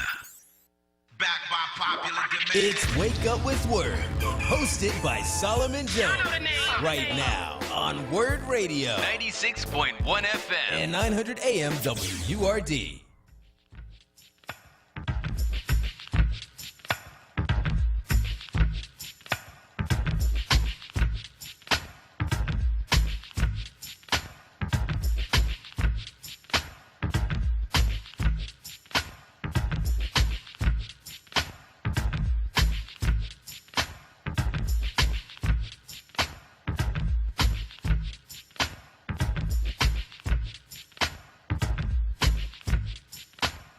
Good morning. This is Solomon Jones on 900 AM, 96.1 FM, WURD. And joining us now, as he always does every Monday, is lawyer and critical race theorist Dr. Tim Golden. He's professor of philosophy, legal studies program coordinator, and director of the Donald Blake Center for the Study of Race, Ethnicity, and Culture at Walla Walla University for 20 years. He was a criminal defense attorney in Philadelphia and in the federal courts.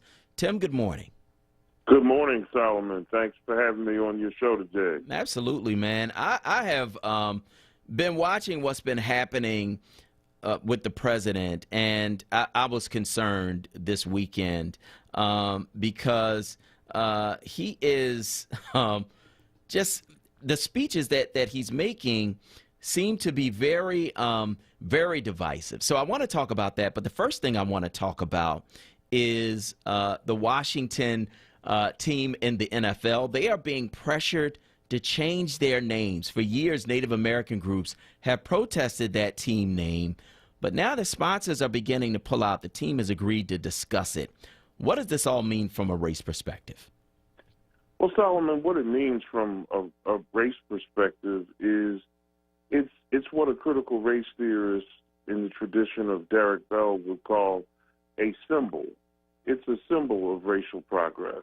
And by symbol, what we mean is something that appears to be good on the surface, but is really devoid of any genuine moral conviction against the wrongness of racism. Most of the things that happen in the United States happen in terms of racial progress, or that things that appear to be racial progress. They happen not because whites are genuinely convinced about the moral wrongness of racism, but because they simply have interests that just so happen to converge with the interests of African Americans. For example, if you look at the Emancipation Proclamation, I don't think Abraham Lincoln issued that because slavery was morally wrong. He issued that in order to save the Union. Right. If you remember the election of Barack Obama didn't get elected because America suddenly turned the corner on race relations. He got elected because we were in a financial crisis that was forcing people who retired as millionaires at the end of the Clinton administration to go back and work in fast food restaurants. And it just so happened that his opponents, John McCain and Sarah Palin, were utterly incompetent to address the financial crisis. So on November 4th, 2008, we elected the first black president, not because America was no longer a racist country, but because the financial interests of upper middle class whites just so happened to converge with the hopes and dreams of African Americans. This is the reality. And as it relates to the Redskins, the Washington Redskins football team, and their reconsideration of their name, what we're seeing is FedEx and Nike pulling out their financial support from the Washington Redskins until such time as they do that. So this isn't happening because Daniel Snyder, the team owner, is convinced about the moral wrongness of and the racism of having a Native American logo and calling them a racist name. It's happening because he's afraid of losing money. So it's a very sad thing to behold when monuments are being taken down, universities like Princeton are reconsidering their names and so forth. these are nice gestures, but ultimately they're actually impotent Band-Aids that don't really do much of anything to foster racial progress, and it's disappointing.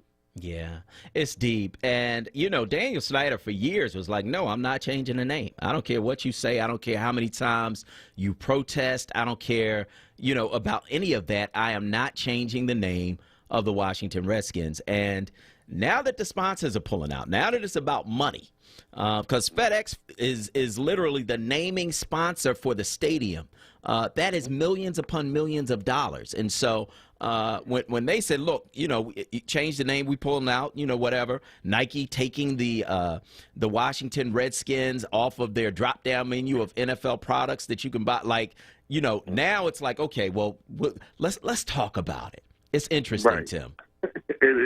It is interesting, Solomon, and it shows you it's a classic case of what the critical race theorists would call a racial symbol that's motivated by interest convergence. The financial interests of a billionaire white person just happen to intersect with the moral interests of indigenous people and, frankly, people of goodwill anywhere in the world who recognize the racism behind the tradition of the name of his football team. Yeah. So it's very sad. I hope that we come to a point where one day the Daniel Snyders of the world will make these decisions on their own without external pressure. That's when we start to make real progress. Yeah.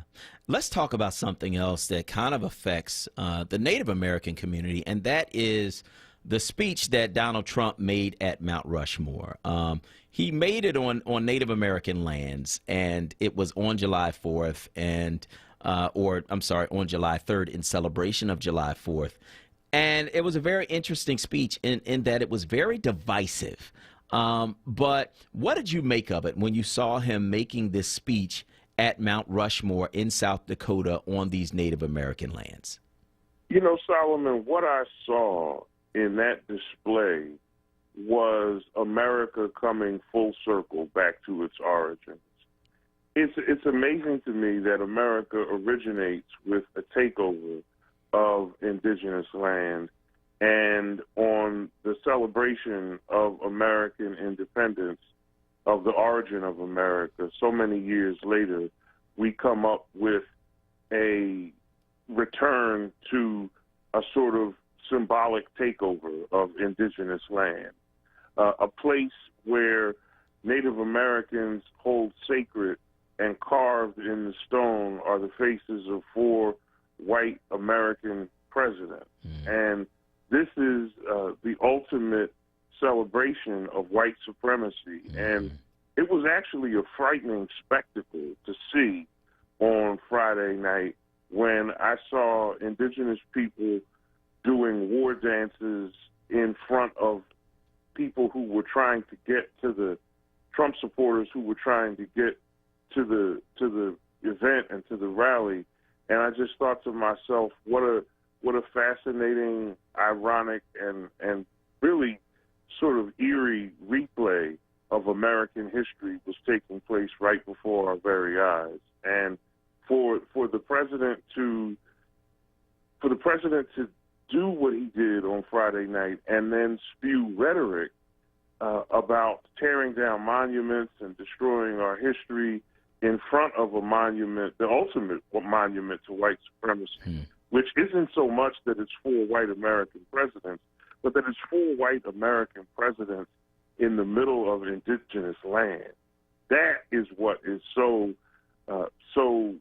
disgusting to me. And so I saw, when I beheld that spectacle on Friday night, I saw a celebration of white supremacy, which was essentially a celebration of American origins, because the origin of our country did not happen despite racism. It happened because of it. Yeah. And that's a real tragedy. Yeah, and so you've got these people who are out there like, look, we didn't want this memorial here in the first place, the Lakota tribe. We didn't want this here. And the memorial that's there, the thing that's interesting to me, Tim, is it's the same guy that designed the Stone Mountain carving into the side of that mountain that celebrates Confederates. This guy was apparently connected somehow to the Klan as well. Yes, Solomon. Listen, the racist tentacles of America run far and wide, and it's many of the historical monuments that we see throughout the country, it's documented, have been strategically placed as reminders to black people and to indigenous people and to other people of color that this country is a country that was founded for white people.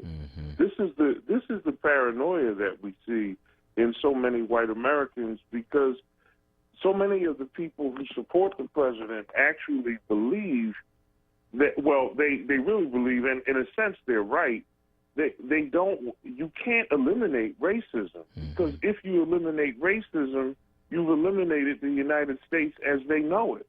And the United States as they know it has always been a friend to them. It's always been good to them. And because the country is structured on dehumanization and exploitation, because the slave is really the condition for the possibility of America, if you eliminate the vestiges of slavery, then you've effectively eliminated the America that they know and love so much.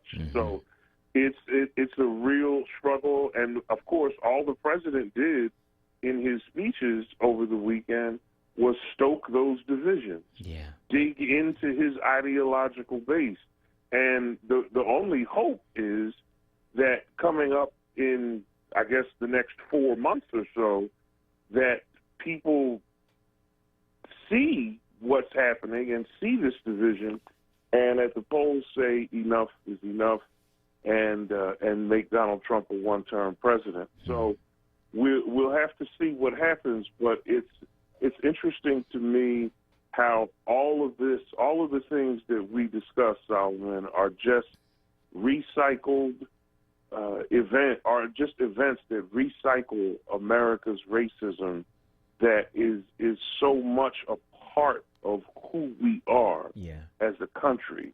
It has literally defined America, and the fact that we are still having conversations now that could have been had 50, 60 years ago is a testament to that. Yeah, it's deep. We're talking with Dr. Tim Golden. He's a lawyer and critical race theorist, about some of the things that the president said this weekend and where he's headed in terms of the ideology that he is promoting. Here's what he said at Mount Rushmore on Friday. He said, "Angry mobs are trying to tear down statues of our founders, deface our most sacred memorials, and unleash a wave of violent crime in our cities.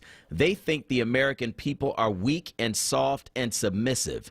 Make no mistake, this left-wing cultural revolution is designed to overthrow the American Revolution, and in doing so, they would destroy the very civilization that rescued billions from poverty, disease, hunger, and lifted humanity to new heights of achievement, discovery, and progress." When you hear that, Tim, what are you thinking? What I think, Solomon, is the first thing that comes to my mind is straw man. And in logic, when I teach logic to my students here at Walla Walla University, I teach them about the straw man fallacy, which is an error in reasoning when you take your opponent's position and turn it into an extreme position. Because nobody is going to support people who are violent and who are mobs and who are rioting and who are looting. And that's exactly what the president does with the beginning of those words at the beginning of that quote. He immediately mischaracterizes any ideological opposition to his base as somehow violent, mob-like, and misguided, without addressing any of the root causes of the symptoms of what we see in protests. You can't talk about tearing down statues and the like, and so-called violence in the streets or looting, without talking about the death of George Floyd. Right. Or Breonna Taylor, right? And so, but when you're trying to win an election, you can't talk like that. Mm-hmm. You have to talk in terms that sort of short circuit any meaningful discussion of the problem.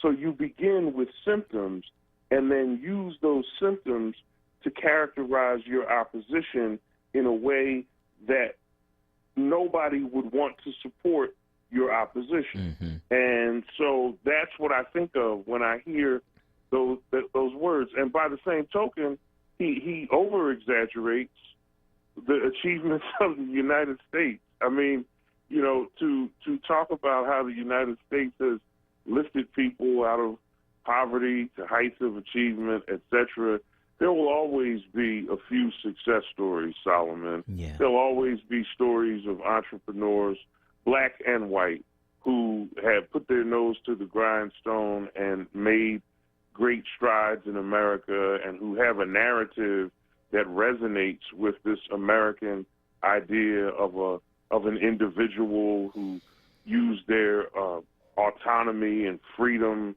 to do the right thing, and they were rewarded and they had great success. But we ought not confuse individual success for the collective.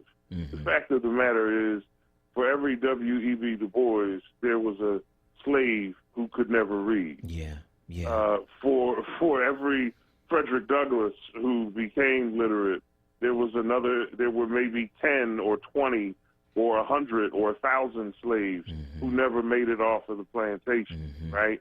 And so the president, and one of the shortcomings of conservative politics generally is sort of neoliberal commitment to this notion of an individual who pulls him or herself up by their own bootstraps. And the problem with that narrative is it takes the exception and makes it the rule. Yeah. And that's the real problem. The rule is that the overwhelming majority of black people in America do not make it out of poverty. That's the rule. And so what the president is doing in that quote that you read is some serious straw man reasoning on both sides. He's demonizing the left and unjustifiably demonizing the left and unjustifiably celebrating the far right, which is his political base.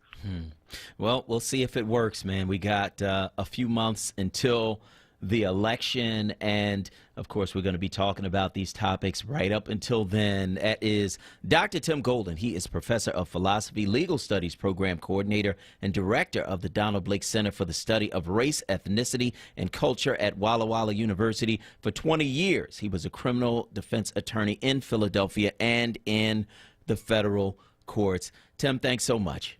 Thanks for having me, Solomon. You're Take welcome. care. You too. So I want to hear from you. Give us a call, 215-634-8065. That is 215-634-8065. That's the number you can call to get in. We got a couple of minutes before we get to our next guest, Juliana Hurwitz from the Pew Research Center. But right now, we got some time to talk to you. So give us a call, 215-634-8065. And, of course, you can weigh in on Facebook at 4WURD. That's FORWURD, FORWURD.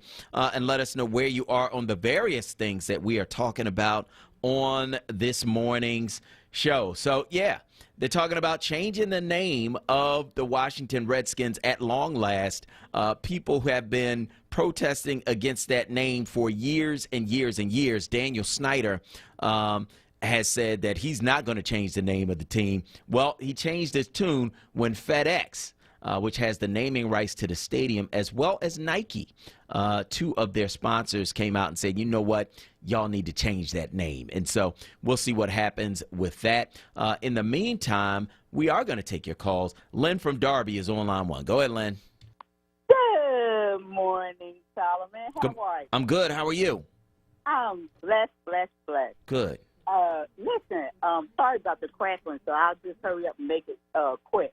Kanye cannot run till 2024, thank God, because we already dealing with one nutball. We don't need another. And once we get Trump out, we have to provide some legislation that no more crazy people, actors who don't have the credentials. We have to make rules so these crazy people cannot get in the White House and do us like they did, like Trump is doing us now. So Kanye, I don't even care if you run in 2024, you can't run. And mail-in ballots are available now. Yay! So everybody get your mail-in ballot early. And don't forget to fill out your census. And Solomon and Kuwaisa, y'all have a blessed day and stay cool. All right. Thanks, Lynn. We appreciate your call. We got to go to break. We're going to talk with our next guest, Juliana Horowitz from the Pew Center, about what's going on with black people and Asians experiencing discrimination since the COVID-19 outbreak. I'm Solomon Jones. We'll be right back. The Dr. Emeka Show. Saturdays at 1 p.m. right here on WURD 96.1 FM and 900 AM. Streaming live at wordradio.com and on the Word Radio app. Do you need health insurance for your children? The Children's Health Insurance Program, also known as CHIP, provides quality, affordable health insurance for Pennsylvania kids. CHIP ensures that kids can go to the doctor, receive health screenings and vaccines, and get what they need to live a healthy childhood. Families can be covered by CHIP no matter how much money they make. If you've experienced a recent change in employment or income, CHIP may be a good option for your family. Visit chipcoverspakids.com to apply or learn more. Paid for with Pennsylvania taxpayer dollars. Listen live at wordradio.com. Back by popular demand. It's Wake Up with Word, hosted by Solomon Jones. Right now on Word Radio. 96.1 FM. And 900 AM WURD.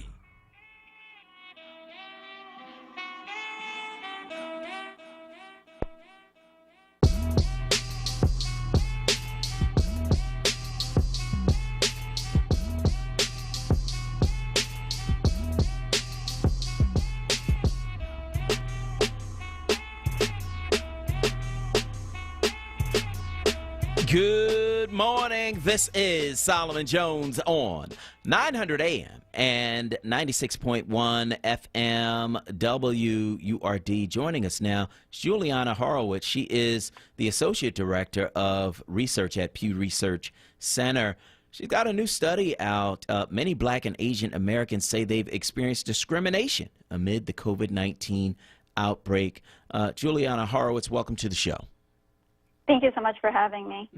So when did you decide to look at how Blacks and Asian Americans are experiencing this COVID-19 outbreak? So we've been studying Americans' attitudes about race and personal experiences of discrimination for a long time.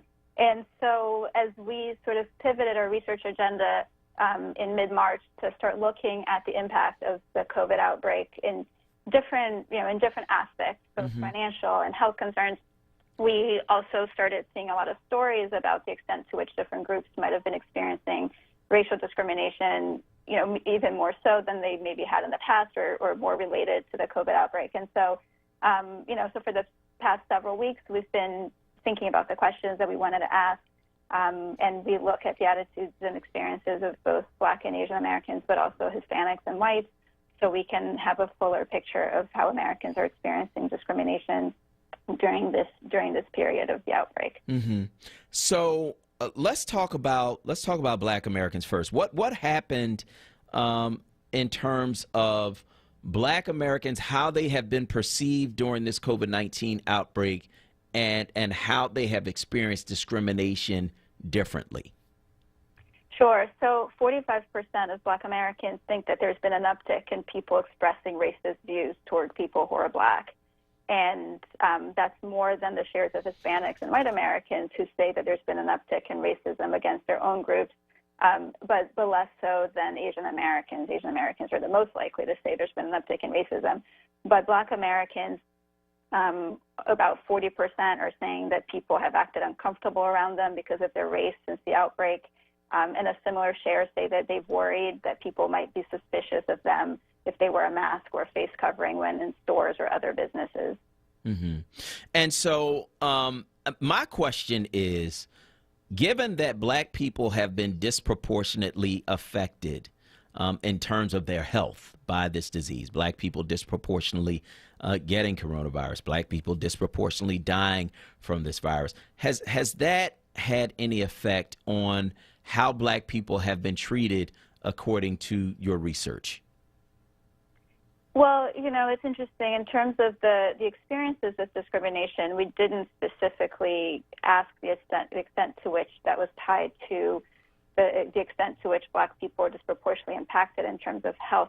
Okay. We have seen in some of our other surveys that we've done in the last few months that black people are particularly concerned about the impact on their health. And we also released some findings about, maybe like 10 days, 2 weeks ago, on what people see as the reasons why black Americans have been disproportionately affected, in terms of their health, the health impact. And, we see that for a lot of people recognize that there are reasons related to the types of jobs that black people have, and having, being exposed through work and having more contact with the public in some of their jobs, and being less able to maybe work from home depending on the industries that they're working in, and also the extent to which they, to which black people may live in more urban, more densely populated areas. But one thing that was really interesting about that study, and perhaps not surprising given some of what we've seen over time in our studies on race in America, is that white people, white Republicans in particular, tend to say that these reasons have more to do with the personal choices and lifestyles that people make, whereas black Americans and then white Democrats tend to be more likely to say that these factors have more to do with reasons beyond people's control. Mm-hmm, mm-hmm. So conservatives are saying it's your own fault you're being discriminated against, you're being treated this way, it's your own choices, whereas black people and white Democrats say, well, it's racism. In terms of why black people have been disproportionately impacted in terms of the health and the health impact. Yeah. Okay. Yeah, so it's your own choices that are making you sick. Right, exactly. I see. Black Americans and white Democrats tend to point to circumstances beyond people's control. Got it. Rather than the choices that people make. Got it. So we're talking with Juliana Horowitz from the Pew Research Center about her recent study. Many black and Asian Americans say they have experienced discrimination amid the COVID-19 outbreak. So how have Asian Americans been impacted by discrimination according to your study? Yeah, so overall, when we look at people's experiences across their lifetime, about 2/3 of black and Asian Americans say they've been subject to slurs or jokes because of their race at some point. But Asian Americans are the most likely to say this has happened to them since the coronavirus outbreak. So 31% of Asian adults say that they've experienced this, that somebody has, said racial slurs or jokes to them since the beginning of the outbreak, compared to 21% of black adults, 15% of Hispanic adults, and just 8% of white adults who say they've experienced this. So again, black and Asian Americans are about equally likely to say this has happened to them overall in their lifetime, but Asians are more likely to say that, to tie this to the pandemic and to say this has happened to them since the beginning of the outbreak. Mm-hmm. And in terms of your findings in this study, are there any suggestions, anything about that people have said can be done moving forward to lessen some of the discrimination that's happened during this outbreak? So we didn't ask about that. In this particular study, we really just wanted to understand what's happening and the extent to which people are experiencing these things. Going forward, we would like to learn more about what people think can be done. But, for this particular study, we wanted to really, understand the experiences that different groups are having. Mm-hmm. When you look at the trend line, since you've been studying race and racism for a long time, is the trend line going up, or is it going down over the past, 4 years or so? Well, so it's interesting. We can compare it to last year, unfortunately, because of some methodological changes of going from phone surveys to web surveys. We've lost some of our trends, but we did do a big study last year, about a year and a half ago, on race and and experiences of discrimination. And so compared to last year, it's interesting. Black adults are now more likely than they had been to say that they've experienced discrimination overall, although the large shares even last year had already said this was the case. So among Black adults, about 3/4 said they had experienced discrimination or been treated unfairly because of their race about a year or so ago, and now it's 83%. Wow. Among Asians, we don't see a difference, but again, it was around 3/4 last time, and it's around 3/4 now, and so very high shares. And so even if people are experiencing discrimination that might be related to the COVID outbreak, it doesn't necessarily mean that this is the first time that they have experienced it. And so that's why it's hard to say if there's been an uptick in terms of the numbers of people who have experienced them, because a lot of Black and Asian Americans and Hispanic Americans too had already experienced racism and discrimination even prior to this. And so, there have been incidents that may be related to the COVID outbreak, but again, not necessarily a new experience for any of these groups. All right, that's Juliana Horowitz. She's the Associate Director of Research at Pew Research Center. Her new study, many Black and Asian Americans say they have experienced discrimination amid the COVID-19 outbreak. And where can people find that study? So you can find that study at pewresearch.org. And the full, the report is there, and then the full results for every question by race and ethnicity is also available there. All right. Well, I want to thank you so much for joining us this morning on WURD. Thank you so much for having me on. All right. So we want to talk to you. Give us a call, 215-634-8065. That is 215-634-8065. That's the number that you can call to get in on the conversation right here at WURD Radio. Let us know where you are on any of these things we are talking about on this morning's show. 215-634-8065. That's 215-634-8065. Of course, people are weighing in on Facebook as well at onWURD. That's FORWURD, FORWURD. We got to talk about a number of things that are happening in this city. And one of them is the gun violence that took place over the course of this weekend. Multiple people shot, including children. We got to get that. We got to get a handle on that. We got to stop doing that because the bottom line is that we are shooting each other over stuff that really doesn't matter, over stuff that really doesn't belong to us, over corners we don't own, over drugs that are killing our community, over disputes that could be settled in other ways. Like, we have to get a handle on that because now our children are being affected. Now our children are losing their lives. It's not right. It's not fair.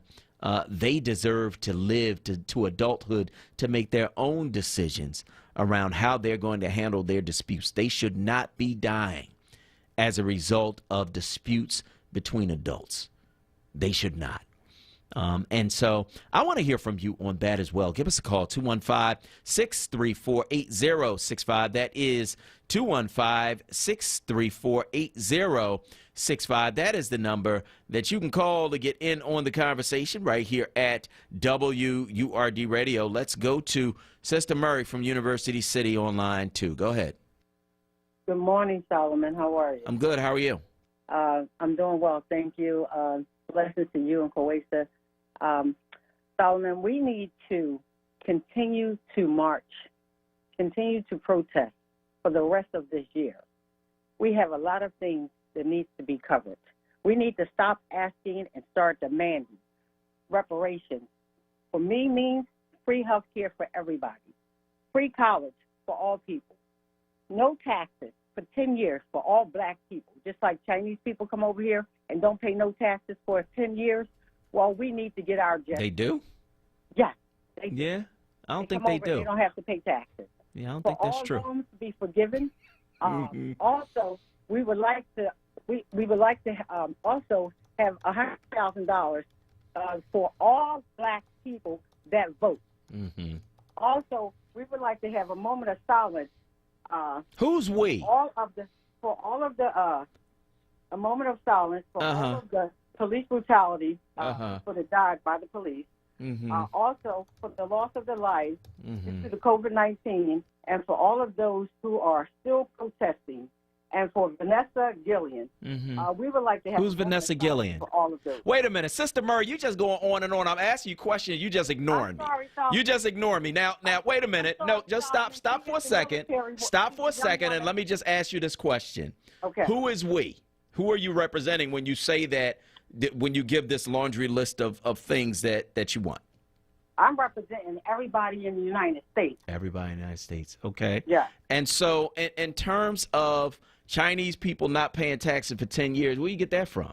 When they come over into the United States, they are allowed to open up their businesses, and they do not pay taxes. Okay. We had to check that out. And so in terms of black people just being given $100,000, so how do we work that out? I'm intrigued by that. We have to start somewhere. So if we start with the free health care, the college free, the taxes free, and the money and votes, that's a start. Okay. All right. Tell me how you feel about that. I think it's interesting. I think that, certainly we should get reparations for many of the things that have been done for us. I have some ideas around reparations that I think could actually be done. And we'll see. I think that it's the beginning. I think you have to begin somewhere. And so I want to thank you so much for your call this morning on WURD. 215-634-8065. That is 215-634-8065. That is the number you can call to get in on the conversation. Jim from West Philly is on line one. Go ahead, Jim. Hey, Solomon.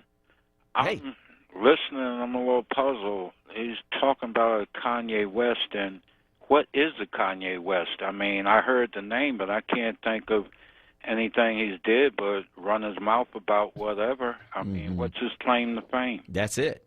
Now you take a different person like Solomon, a person that's lived every life experience from the lowest you could get to the pinnacle where you are now, that has amassed enough information, enough experiences in those years to write 8 books plus. I mean, that couldn't come from just out your head of nowhere. That had to come from experience and everything. So you gain the right to come on these airs and express yourself because you did something. I don't understand people. I mean, the only power you have, just like the previous lady, she's talking about all these things should happen. Hey, they can happen, but they don't happen without legislation. That's having representation that will enact these bills. It don't come out of clear air. Understand the system, and they ain't even charging you for a vote. I mean, for real. I feel so disillusioned, Solomon, because I talk to people in their 20s and 30s. They tell me for religious reasons they don't vote. All right? Well, don't you know that the Constitution is what gives you those religious freedoms that you can practice your religion in this country and everything? If you don't vote, if you don't make sure that people get on the Supreme Court and all, that stuff can be taken away from you. Anything can be changed through legislation. It's will of the masses. Please understand that. And it's just so easy. So I really applaud you, what you've done in your life. A lot of people just don't know how to do it. But, I hope that you're an inspiration to people that it can be done. I've known people in the community that they'll never, but they did, so it can be done. And the ones that don't have to do nothing but vote, that's all, just vote. I hear you, Jim, and I want to thank you so much for your call this morning on WURD, and we appreciate you. Let's go back to the phone lines, talk to Janine from Elkins Park on line 2. Go ahead, Janine. Yes, my name is Janan. Okay. And I'm calling. I always listen to you, Solomon. Thank you. I think you're good and blessed. Thank you. But I think black people have to address the self-hatred we have for ourselves, where we can go anywhere further, do anything. And just like we protest about the cops and stuff, how come we don't get out there and protest for, I know you got the program for, the brothers and the sisters and stuff, but how come we not going crazy over how the kids is being killed by black on black crime and stuff, and what we doing to ourselves? And I think we don't look right because we're making a big thing out of police brutality and killing, but why are we doing the same for what we doing to ourselves? Yeah, I think that a lot of people are making a big deal out of it. I think the reason why you don't see it is because it's not covered by the media. And I think that the reason that we look at the police killings differently is because it's driven by racism. And, you know, I think that when you have someone who is being paid with your tax dollars to protect your community and they are actually killing you, people look at that a little bit differently. And so I don't really care how other people view us based on what we protest, when we protest, how we protest, because I believe that no matter what we do, those who hate us because we are black will continue to hate us because we are black. So I'm not focused on how they view us. I am focused, though, on what we do for us. But I'm saying on ourselves. I just think that we really need to get it together with this killing that's going on with these babies. I agree. Enough is enough. Yep. It's too much. Yep. It's too much. It really is. And thanks for what you're doing and stuff. You know, we appreciate you and stuff, and just keep being strong. We try. And then Allah God can pass. Amen. Thank you, Janan. I appreciate your call this morning on WURD. We're going to get to the rest of you on the other side. I am Solomon Jones. This is WURD Radio, and we'll be right back. Dietz & Watson has been making premium meats and artisan cheeses for over 80 years. And when it comes to stacking sandwiches and party platters, they've got something for everyone in the family, like maple honey turkey breast, American cheese, buffalo chicken, and more. So get to your local deli and taste 4 generations of family recipes. With Dietz & Watson on the table, you'll have everyone coming back for seconds and thirds. Dietz & Watson, it's a family thing since 1939. Be heard. Want another way to join the conversation? Follow us on social media using the hashtag onWURD. Be heard. Stay connected to Word Radio. Independent Black Media. At New City Commercial Capital, they are experienced mortgage professionals who desire to partner with you to get the financing that best suits your business needs. Their services extend to real estate agents, business owners, investors, and developers looking for the best-in-class loan products to power their commercial ventures. Call New City Commercial Capital today at 484-454-3592 or email them at info@newcitycc.com. Also visit them on the web at www.newcitycc.com. New City Commercial Capital, financing solutions for today's commercial customer. These are unprecedented times, challenging how the YMCA works to strengthen community as we have for nearly 170 years. But we've always found ways to help people and communities in times of crisis. Right now, Ys across the country are providing emergency childcare, shelter, food programs, and outreach to seniors. But we can't do it alone. Whether you're connected to the Y or have a fond Y memory, we need you to stay with us. Reach out to your local Y today and stay with us for a better us. It's Wake Up with Word, hosted by Solomon Jones. Good morning. Right now on Word Radio. 96.1 FM. And 900 AM WURD.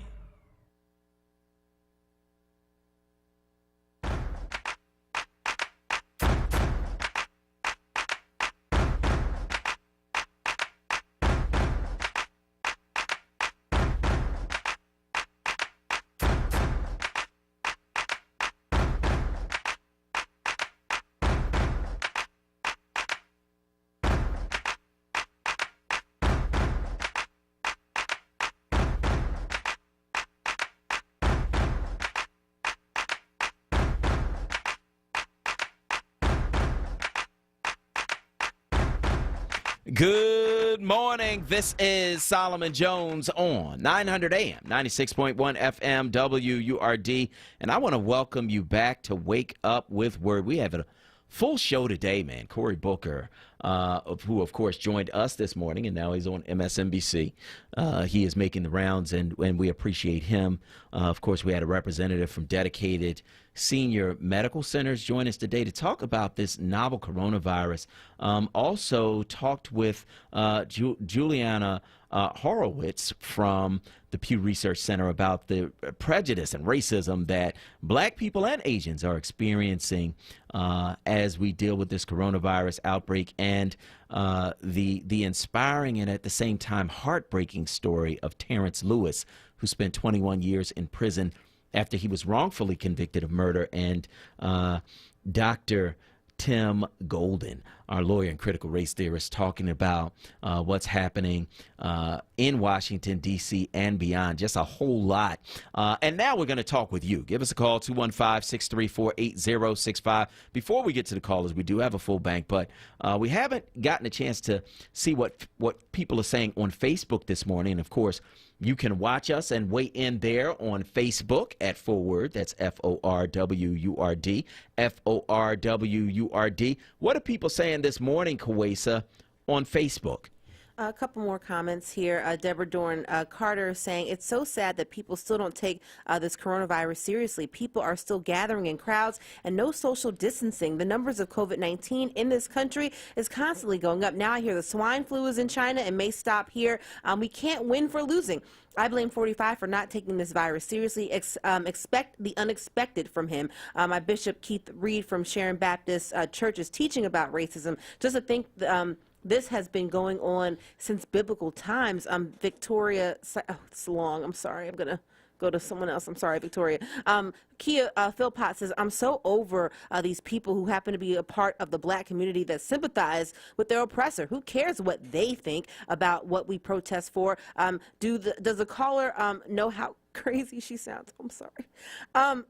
Nicole Streets, this world is due for a change. A redo. God is looking at all our mess. And then Natasha Nettles just agreeing with you, Solomon. Big facts, Solomon. That's what she's saying. And then also, I did see Nicole Streets also saying we all should be free in our choices. We should not have to follow these practices, but in place by devils that why we're all fighting because it's all BS. So those are a couple of comments that we have there. On our Facebook page. All right. Well, let's go back to the phone lines and talk to Gail from the Northeast on line 4. Go ahead, Gail. Good morning, Solomon. Good morning. And I was going to say that when the woman was stating about they tax-free or whatever, she might be equating to refugee status. Okay. Because that's the only way that can happen. Okay. But and when people do these studies on things that we already know, but because another group starts to experience it, now it's validated. Mind-blowing. But when we look at this, we have to sit up there and we look at all this crime that's going on in the communities, but it's going on all over. It's just money-making when they always put a black face to it. So you don't see other groups. And it is going on because there was a shooting at a mall once they opened up, and it happened to be other. So we have to be aware of that and not let that take us off our game, just like Kanye. All that is distraction. Keep focused. Thank you so much. All right. I want to thank you so much for your call this morning on WURD. Brother Joe from Germantown is on line 1. Good morning, Brother Joe. Hey, Brother Sam, Quinn, how y'all doing? We're good, man. How are you? I'm doing fine. All praise be to Allah. Let me say, I said about Will Mega 3 years ago, and I stand by what I said. Kanye West is a clown. He's a buffoon, man. And I'm going to tell you something, so it would not surprise me if Donald Trump paid that idiot to get into the race. He's a laughing stock, man. Now, he made the comment a few years ago, he said George Bush don't care about black people, which I agree with. But don't make some think that Donald Trump care about black people. I mean, these Negroes are a disgrace, man. Anybody that would listen to him and vote for him or even give him any kind of credibility is a joke. Because all he is a stooge of Donald Trump, man. He got no sense of self-pride, dignity. But I never forget, I close with this. I never forget the scene when he was at the White House. He was hugging all over. You could see Trump was trying to, push him away. He was all over that white man's face like that. He's a disgraceful Negro, man. It's simple. He's a disgrace. Thanks, Brother Solomon. Thank you for your call this morning on WURD. Let's go to Tasha from South Philly on line 4. Go ahead, Tasha. Good morning, Brother Solomon. Good morning, Kawesa. I was calling. First, I wanted to give my prayers and ask for blessings for the first speaker, Brother Lewis.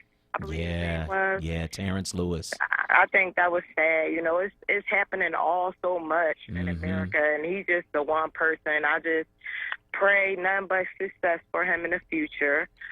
And also, I wanted to shout out my pastor, Pastor Dominic Pinichetti. He's a little Italian pastor in South Philly, and he was preaching in our church today. And imagine this man teaching a predominantly white congregation about African American history, about Juneteenth. It made me feel really proud to know that he is against wrong, you know, because it is a divide. The president is definitely causing a divide within the community, the world, and definitely within the Christian community, you know, and it's just sad. And I just pray that everybody votes to get him out of there, you know, because I also have a sister who is a conspiracy theorist who refuses to vote. She refuses to wear a mask. It's driving me crazy. I don't even know what to say to her. So I appreciate all the information y'all give out, and God bless all the rest of the callers and the rest of the Word family. God bless you, too, and thank you so much for your call this morning on WURD. Yeah, you know, sometimes, man, you talk to these people with these conspiracy theories, and it's like, bro, you harming yourself. Like, you know, okay, so suppose you shouldn't wear a mask. Suppose, you know, somehow, you know, it's some kind of conspiracy or whatever it is that you think that you've heard on YouTube or wherever it is that you've seen this information. But suppose they're right about the mask.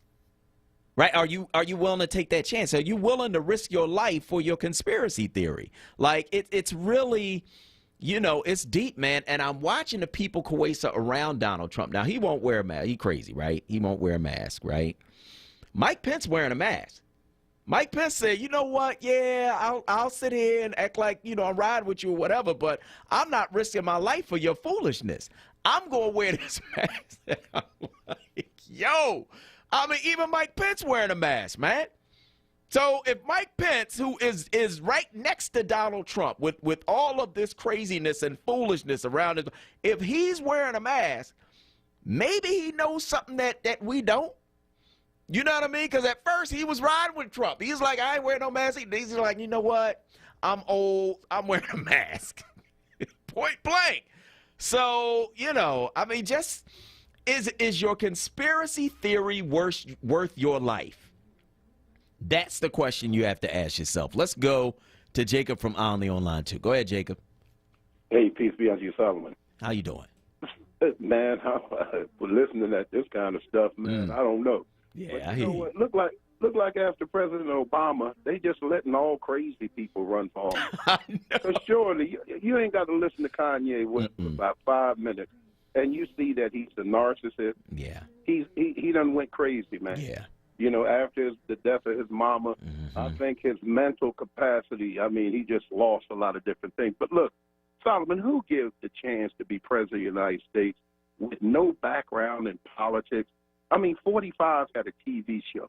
He don't know anything about, he never read the Constitution, right? He don't know anything about the way the country was put together. I mean, he just has no clue of what he's doing. But I'm asking the question, if you needed a mechanic, Solomon, you would go get somebody to work on your car that don't know anything about mechanics because he looks good or he sings good or whatever. He got a lot of money. That wouldn't make sense.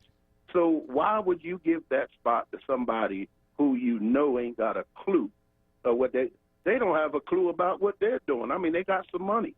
So what? You know, that don't mean that you can be the president of the United States. But I don't know. That shouldn't even be a question. I mean, we can't be that dumb as just people in America, right? We just can't be that. And if they think we're that dumb, I think that they got another thought coming, man. But man, this is some crazy stuff, Solomon. I don't know, man. You know, I just don't know. I'm going to keep on praying. Yeah. Because there's no way in the world that America has fallen that low that you just pick up anybody. Anybody can run for president now. And I mean, pretty soon they'll have animals running. All right, Solomon, thank you. All right, Jacob, I appreciate your call this morning on WURD. Let's go to Renee from West Oak Lane on line 3. Go ahead, Renee. Yeah, good morning, Solomon. Good morning. I'm glad you enjoyed your weekend with your family Yeah. and cooking. And I did. But I just want to get on the thing about Kanye and his wife. Number one, I think they're in there for personal gain, supporting Trump. Yeah. And how can anybody black or about humanity support a narcissistic president that doesn't care about white, black, or rich people or poor people? It's what he want to do. Yeah. You know, that's another thing. I'm not feeling that or understanding that. And so far as this president, he had a rally where he had his supporters in a close-in place and said you don't have to wear a mask. So how do you support a person like that? And another thing I want to get into, Cory Booker talking about police reform, as you were saying last week on your show about mental therapy. A lot of officers, black and white, who's not racist and that has faced discrimination within the police force, they need some mental attention as well as we as the people. Also, I wanted to talk about so far as a NASCAR race driver named Bubba Wallace. He just experienced a noose in his locker because he said the Confederate flag shouldn't be in a NASCAR car race. There's like all this stuff about these artifacts and stuff like I had said before. Why don't these racist people that want these statues and the Confederate flag, why don't they just open up a museum? They could label it the Racist Museum. Anybody who wants artifacts, they can go and see these artifacts. Yeah, I hear you, and I want to thank you for your call this morning on WRD. Of course, we talked about the noose that was found in Bubba Wallace's stall down at the NASCAR track. The FBI investigated, claimed it was already there. I'm not trying to hear it, but that's what's happening. Let's go to our last caller. Gwen from West Philly is on line 1. Go ahead, Gwen. Good morning, Solomon. I just love you. Thank you. Thank you. I'm up every morning, Monday through Friday, to hear you guys. Oh, thank you so much. You know what? But, Solomon, you know what? I'm going to try to do a little bit of study. Okay. Find out how all these guns get in the building, because you sure can't shoot with your finger. You understand what I'm saying? You're right about that. So I'm going to try to, I don't know how to do. Maybe I can Google, whatever, try to get some information, because, like I said, it seems like guns are pouring into our community. Yeah. You understand what I'm saying? And just like you said, the first thing they do is pull that gun and shoot. Then they sorry afterwards, but that's too late. But, Solomon, I just thank God for your show. Oh, thank you. Because you're an outlet, because, it helps to be able to call and talk. And just like you said, we don't have to prove ourselves to nobody. No, we don't. We're not begging for nobody to love us. We love us. That's right. And we're moving forward. And we need to move forward. So I just thank God for your show. You know I'm a supporter. I doubled my payment. Oh, thank you. Because you know why?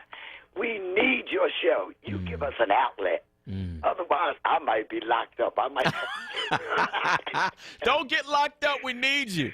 That's what we're trying not to do. All right, Solomon. Thank God you. bless you and goodbye. Thank you. God bless you, too. I want to thank everybody who joined us on today's show, including Terrence Lewis, just a phenomenal brother, spent 21 years in prison and now has started the T. Lewis Foundation. You can find it at tlewisfoundation.com. Of course, U.S. Senator Cory Booker, Dr. Sophie Parker of Dedicated Senior Medical Centers, a lawyer and critical race theorist, Dr. Tim Golden, and Juliana Horowitz of the Pew Research Center. And now, for super producer Kawesa Mathis and everyone here at WURD Radio, I am your host, Solomon Jones, saying stay tuned for Reality Check with Charles Ellison, and tune in tomorrow at 7 for more Wake Up with Word.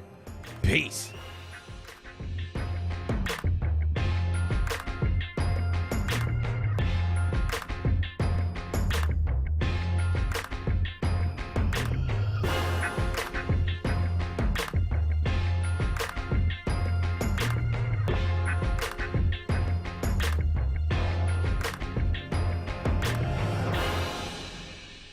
I'm Joe Biden, candidate for president.